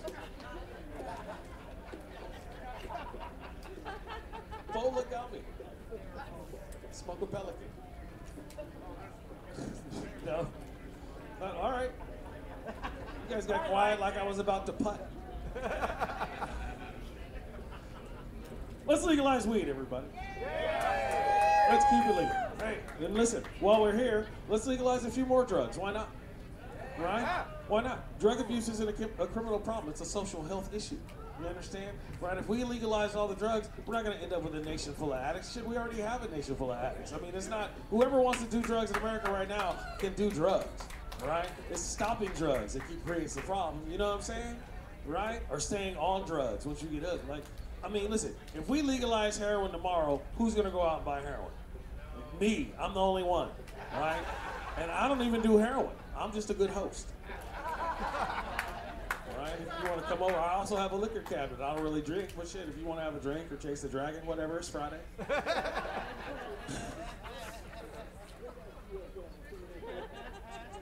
I don't care. Everybody here does drugs. We're all on drugs. Mostly on weed here, or whatever. Maybe you had a couple drinks. Maybe you're on an Oxy or Metamucil. I don't care. Maybe you take yoga. Maybe you're on Jesus. I don't give a shit. Just handle your shit. That's all I ask. You do drugs around me. I don't care. Have fun. Let me know, though. right? If you're all fucked up on something, please tell me that you're on drugs, so I don't think you're having some sort of weird psychotic break in your middle age or whatever. Right? Do a bunch of ecstasy. I'll buy you orange juice. I don't give a shit. I'll let you rub my green vintage polyester jacket. I'll give you the car wash treatment. Lean back.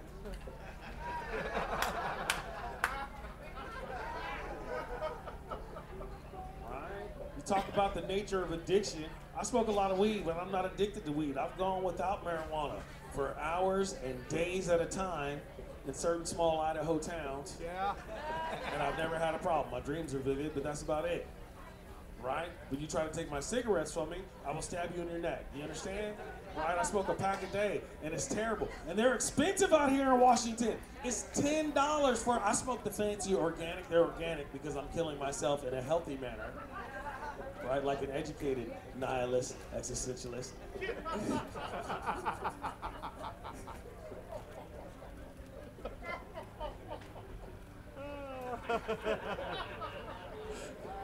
Right? I gave somebody, this is a little a tangent, I guess. I digress a bit.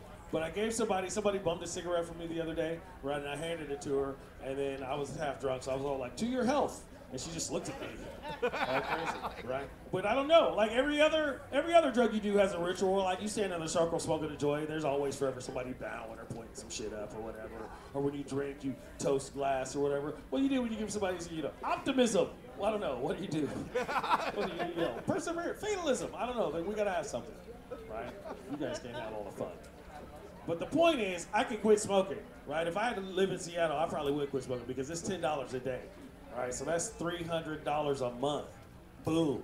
You can put that money in a jar, right? $300. At the end of the month, you have $300. You can do whatever. You could go to Vancouver for the weekend or whatever. You could buy hookers and crack with $300. Listen, if you buy $300 worth of crack, hookers will show up. And they'll bring cigarettes, which is what I really want. It's been a month and I'm kind of feeding on one, right? I'm good on the sex, but can you leave the Marlboros? That would be great. So that's really the nature of it, right? Some people will trade drugs for sex, and I will trade drugs for different drugs that I like better. Do you guys know what I'm talking about? Am I just rambling up here? It's like I'm speaking French. Do I have many minutes left, Donnie? Because I'll talk till people tell me to stop. All right, 1 minute. We'll think of something to wrap it up. It's done. You take a seat, you plan it, you grow it, you dry it, you roll it, you smoke it. You take a seed, you plant it, you grow it, you dry it, you roll it, you smoke it. You take a seed, you plant it, you grow it, you dry it, you roll it, you smoke it. And it goes down smooth.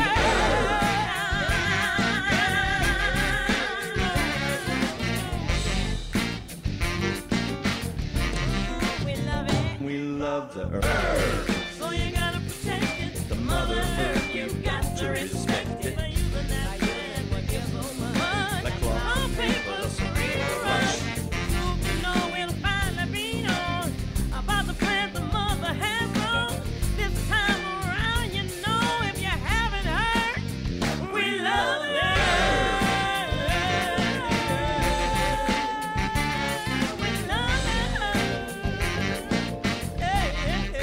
earth. This is the Russ Belville Show. The Russ Belville Show is blogging and podcasting daily at radicalruss.com.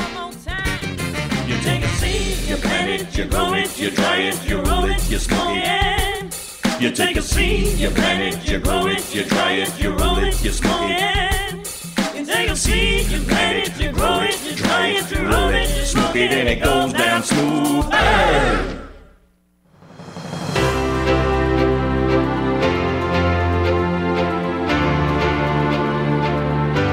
Welcome, 420 Radio fans, to the Activism Hour. I'm Russ Belville, and I founded 420 Radio intending to provide a public radio platform for the hard-working volunteer activists I meet every month from all across the country and around the world. The Activism Hour features videos from the people who make up the grassroots organizations fighting for an end to adult marijuana prohibition. Please learn more about these groups and send them your donations to bring the dream of cannabis freedom to all 50 states and across the globe. Today, you'll see videos from NORML, the National Organization for the Reform of Marijuana Laws, at normal.org, Law Enforcement Against Prohibition, at leap.cc. Students for Sensible Drug Policy at ssdp.org. The Marijuana Policy Project at mpp.org. Americans for Safe Access at safeaccessnow.org. High Times Magazine at hightimes.com. River Rock, Colorado at riverrockcolorado.com. And magicalbutter.com, makers of the Magical Butter Botanical Extractor. Now, on to the program, and thank you for your support of marijuana activism and 420radio.org.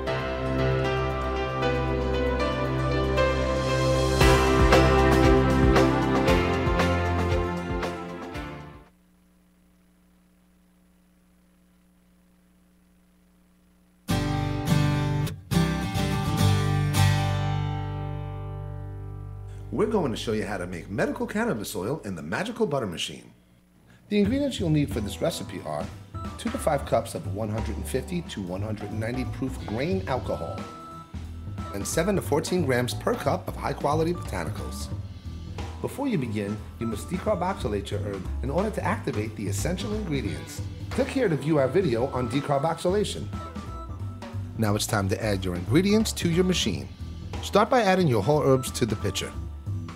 Now pour your grain alcohol over your herbs. For this magical butter recipe, you will set the temperature to 160 degrees Fahrenheit or 71 degrees Celsius. Then press the 4-hour tincture button. For higher altitude climates, set your temperature to 130 degrees Fahrenheit. And that's it. The magical butter machine will mix, stir, grind, and infuse your tincture without any hassle. After the cycle is complete, remove the head of the appliance and put on your heat-resistant silicone love glove. Then pour the contents of your pitcher slowly into your purified filter bag, holding it over the container of your choice. Give your filter a gentle squeeze to ensure you get all of your extraction. The next step involves boiling down your extract. We recommend using induction heating. Set your burner to between 140 and 180 degrees Fahrenheit. Grain alcohol is extremely flammable. Do not use near an open flame. Pour 1 cup of your tincture into a saucepan and let it reduce to 1/4 cup. At this point, you will stir constantly with the silicone spatula until your alcohol is almost completely cooked off. When your extraction reaches the consistency of maple syrup, you've produced MBO. This reduction should take about 10 to 15 minutes, leaving you with a pure concentrated extract for cooking or medicinal purposes. Your freshly made medical cannabis oil will keep in the refrigerator for 3 to 6 months. To see more of our excellent recipes made possible with our Magical Butter Machine, visit magicalbutter.com. Hi, I'm Alex Rogers, producer of the 4th Oregon Medical Marijuana Business Conference, the OMMBC. There have been a lot of recent changes to Oregon cannabis laws. Recreational sales start October 1st, new licensing from the state, and changes to medical marijuana. Are you prepared? Join us at the downtown Portland Hilton September 12th and 13th with the industry's top cannabis experts, political leaders, exhibitors, and nightly networking events. For more information, join us online or give us a call. The OMMBC. Be part of history. My name is Robin McCants. I serve as the Assistant to the Bishop for Advocacy and Urban Ministry in the Southeast Michigan Synod of the Evangelical Lutheran Church in America in Detroit, Michigan. Our national denomination has a social statement on criminal justice, and part of my responsibility is to identify ways to bring resolutions of that social statement to life. And in the past year, I've had a number of meetings and engagements with folks within my denomination and in my community to see where the issues are, what are people doing, who are our partners, and what the church can do, what our denomination can do to participate in this war on drugs, as well as the criminalization aspect. And for the ecumenical advocacy event, I brought a team of young adults with me so that we can start having the conversation with the more seasoned individuals that I've been meeting with back home to come up with, to design a plan based on what our young adults see as the need and how the church can assist them in pursuing some opportunities to, be it to help victims, to help offenders, to help families, however we participate, just so that our church develops its voice and no longer remains silent. So I believe that the war on drugs, one, has been a social hit to people of color, especially those in urban areas, because of the unfairness around the years that are given to those who have drug crimes. Leaders, community leaders, and community representatives need to find a way to fight that and to be very proactive with their elected officials in that regard, so that the community has a voice, and it's not just those that have the money, but those who are affected by the unfairness of this war that seemed to be created, so that people of color will have yet another barrier to climb over in order to be a productive part of the citizenship. 420 Radio, fighting prohibition since 2012. Imagine life without taxes. Let New Era Certified Public Accountants, NewEraCPAs.com, handle your Cannabis 280E and tax strategy.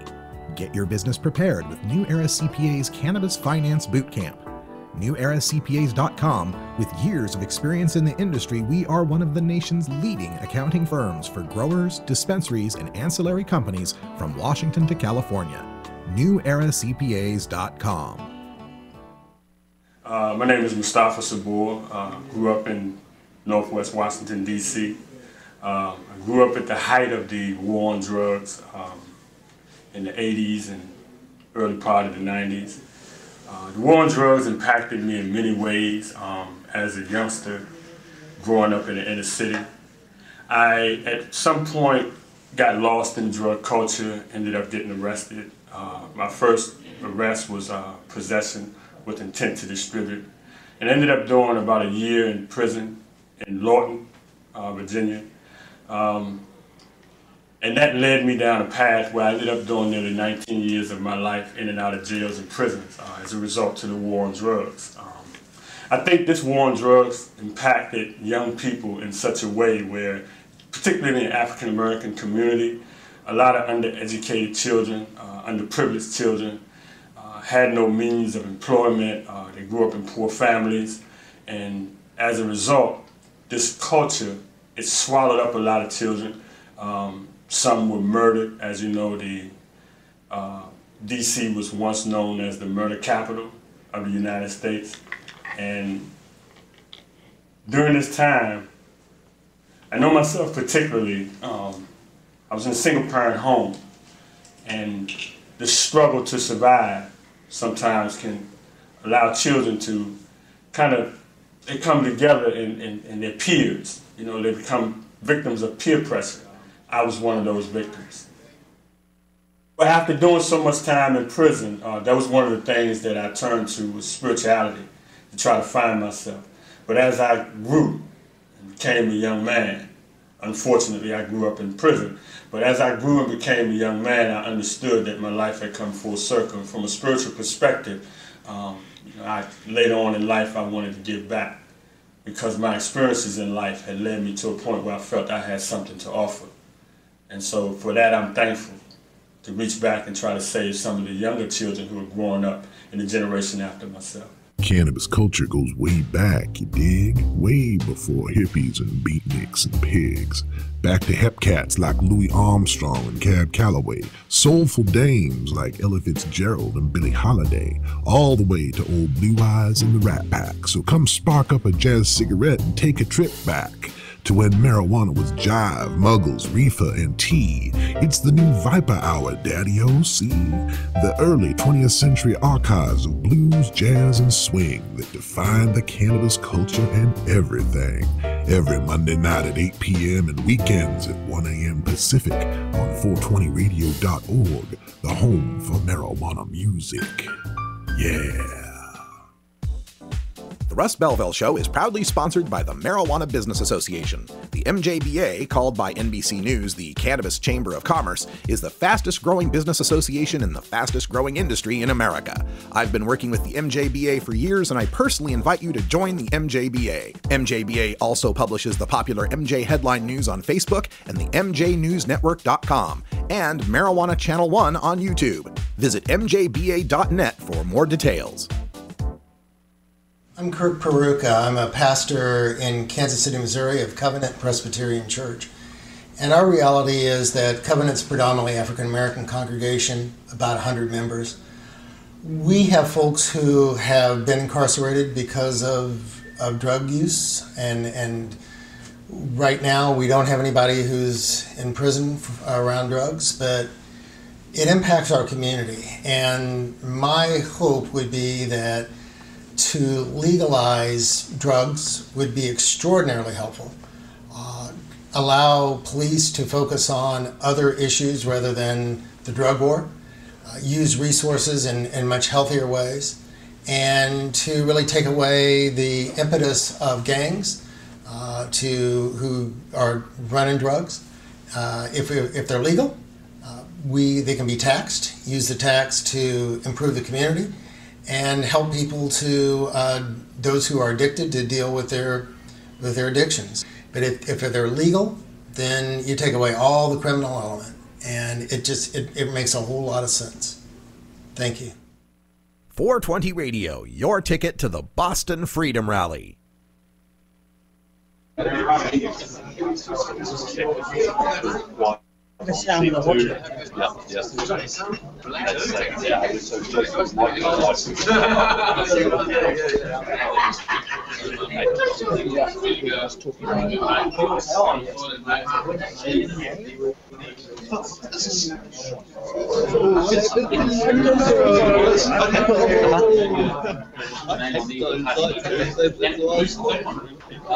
Excuse me.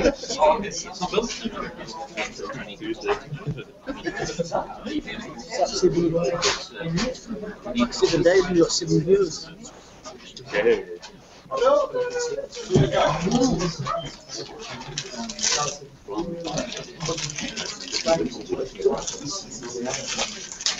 Right, this is your captain speaking. If you kindly take your seats, fasten your seat belts, and we'll begin the conference.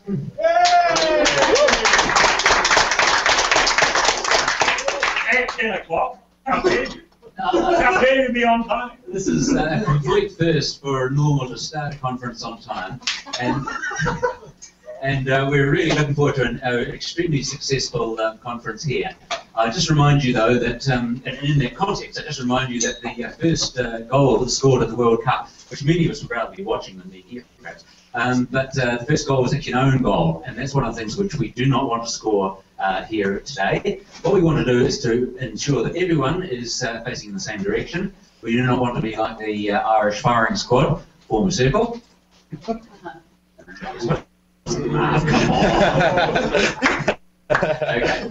We are here because we all support drug law reform. We don't want to relitigate the past here. We want to look forward. We want to look to what Colorado, the example that's been provided by Colorado and other countries, states and countries around the world.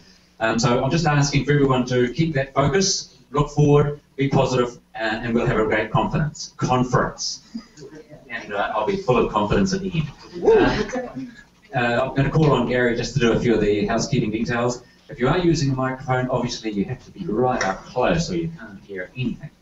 Gary. Just a passionate lover the tender. Thanks for that. Good morning, everyone.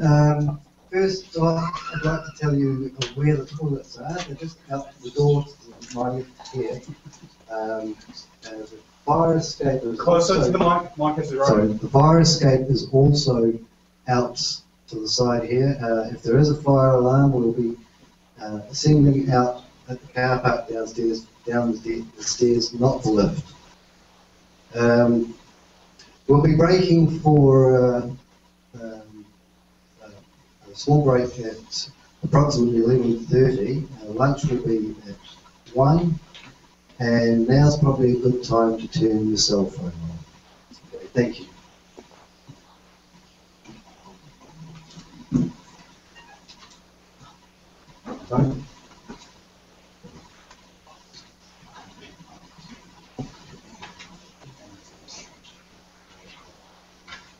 Okay, right, now the technology allows for silent phones, so leave them on so that everyone can actually continue to tweet and keep the conference live for everyone that's not here. Okay, thank you.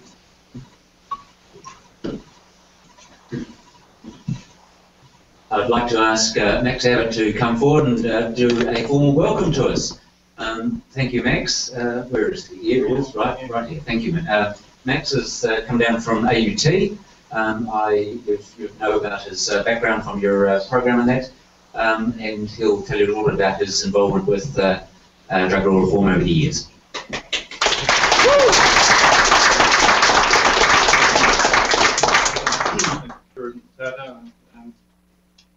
Greetings to everybody, and I wish you well for the next. I wish you well for the remainder of the day. Closer to the mic. Closer still. You Okay. basically have to. Do you want us to adjust it, make it taller for you? So you're going to have to lean down like a hobbit? Yeah, I'd rather not do that.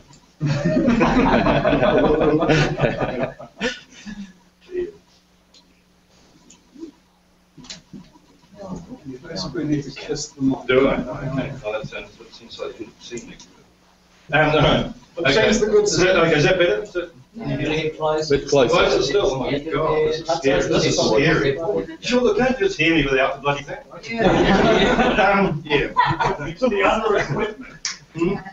We can hear you, it's the recording device. Oh, okay. The screen. All right, okay. Well, you should have got a small sense of microphone. It's really quite weird.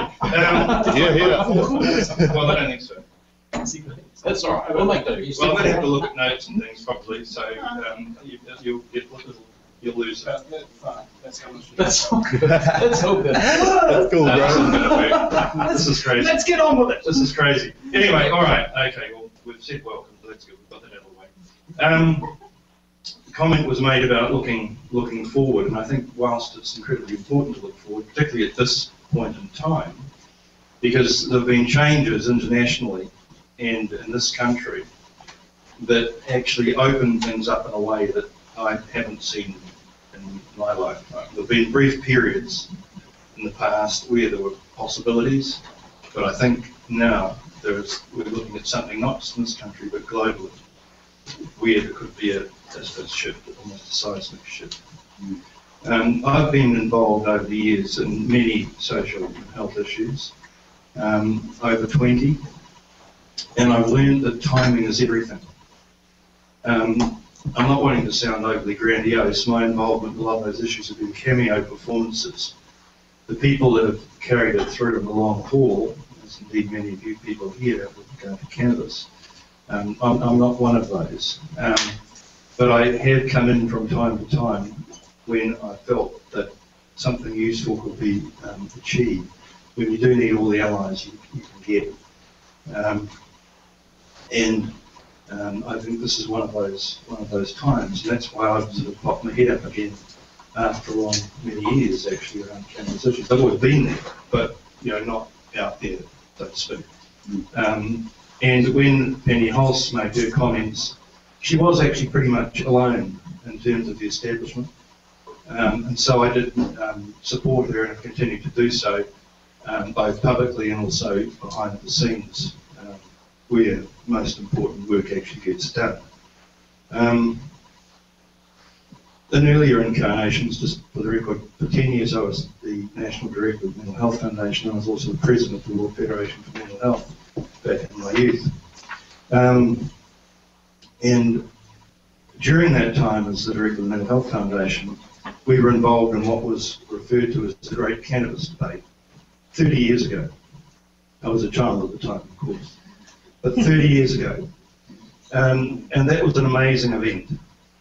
There were over 1,200 people in the Auckland Town Hall. Were any of you there, by the way? Were any of you alive? I think Jonas is here. So anyway, there were 1,200 people. There were also people outside that couldn't get in, including court and police around the entire town hall. I don't think they wanted to get Was it televised? It wasn't televised. We did have television back then, but I seem to recall seeing it somewhere. well, yeah, certainly there was some television coverage of it, but it was broadcast live on the national radio. So it had very high visibility, and it occurred at a time when, again, the political moment was right. There'd been some high-profile legal cases. The incoming Labor government, it was in 1984. They had this thing about opening the books. They had an economic summit when they first came into office. I actually attended, and then the Bassett, the Minister of Health at that time, called for the opening of the books on cannabis. And then very rapidly, they said, "Oh no, that's not what we meant. We just wanted a discussion about the health aspects. We didn't." Yeah, so, and then a number of people who'd spoken out publicly actually got convicted or lost their jobs. Lees was one of them. Yeah. And he was at the debate and spoke. He wasn't one of the speakers, but from the floor.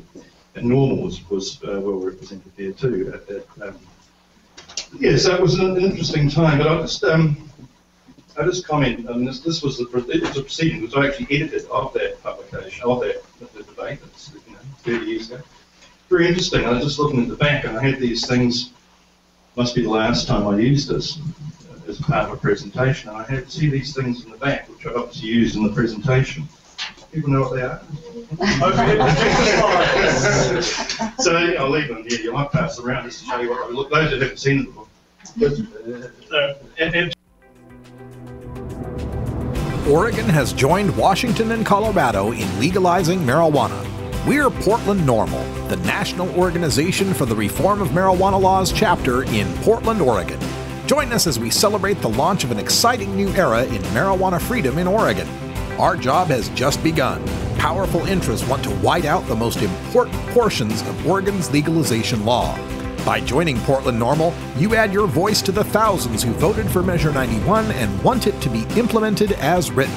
The people have spoken. Now it is time for the legislature to obey the will of the people. Find out more about Portland NORML at portlandnormal.org. Attend our monthly membership meetings on the fourth Saturday of the month. See our website for more details. Portland NORML, ensuring responsible adult marijuana consumers are afforded the same rights, privileges, and responsibilities as beer drinkers.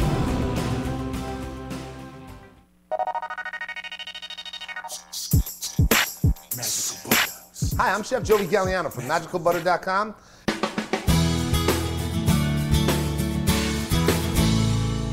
And today, we're going to show you how to make chicken and broccoli cheesy pasta. The ingredients you'll need for this recipe are 1/2 cup of magical butter, 1 pound of cooked and diced chicken, 6 ounces of cooked and chopped broccoli florets, 1 pound of cooked protein pasta, 4 ounces of extra sharp cheddar cheese, 4 ounces of Gruyere cheese, and 4 ounces of pepper jack cheese. 1/2 cup of chicken broth, 1/2 cup of dry white wine, 1/2 of a red onion minced, 1 shallot minced, 3 to 4 cloves of garlic minced, 1 tablespoon of flour, 1 cup of panko breadcrumbs, and 1/4 cup of Parmesan cheese. To view our magical butter recipe, click this link. Now I'm going to do something that pleases me and make this pasta so cheesy. Let's get this recipe popping. The first thing that we're going to do is get a saute pan on medium-high heat and begin to melt our magical butter. Once that magical butter is completely melted, we're going to add our breadcrumbs. Cook and stir your breadcrumbs until they're a golden brown. Then add your Parmesan cheese, mix, and set aside. Now onto our cheese sauce. Grab a large saute pan and put it on medium-high heat and begin to melt your magical butter. Once your magical butter is melted, add your onions and shallots. Add a little salt and pepper and cook for 3 to 4 minutes or until golden brown. Now add your garlic, stir constantly and cook for another 2 minutes. Add your flour, whisk, and cook for 1 to 2 minutes or until a nice golden brown starts to occur. Now we're going to deglaze our pan by adding our wine and our chicken broth. We're going to whisk and let it cook for about 1 minute. Add your milk and cream cheese and stir for 30 seconds. Now it's time to add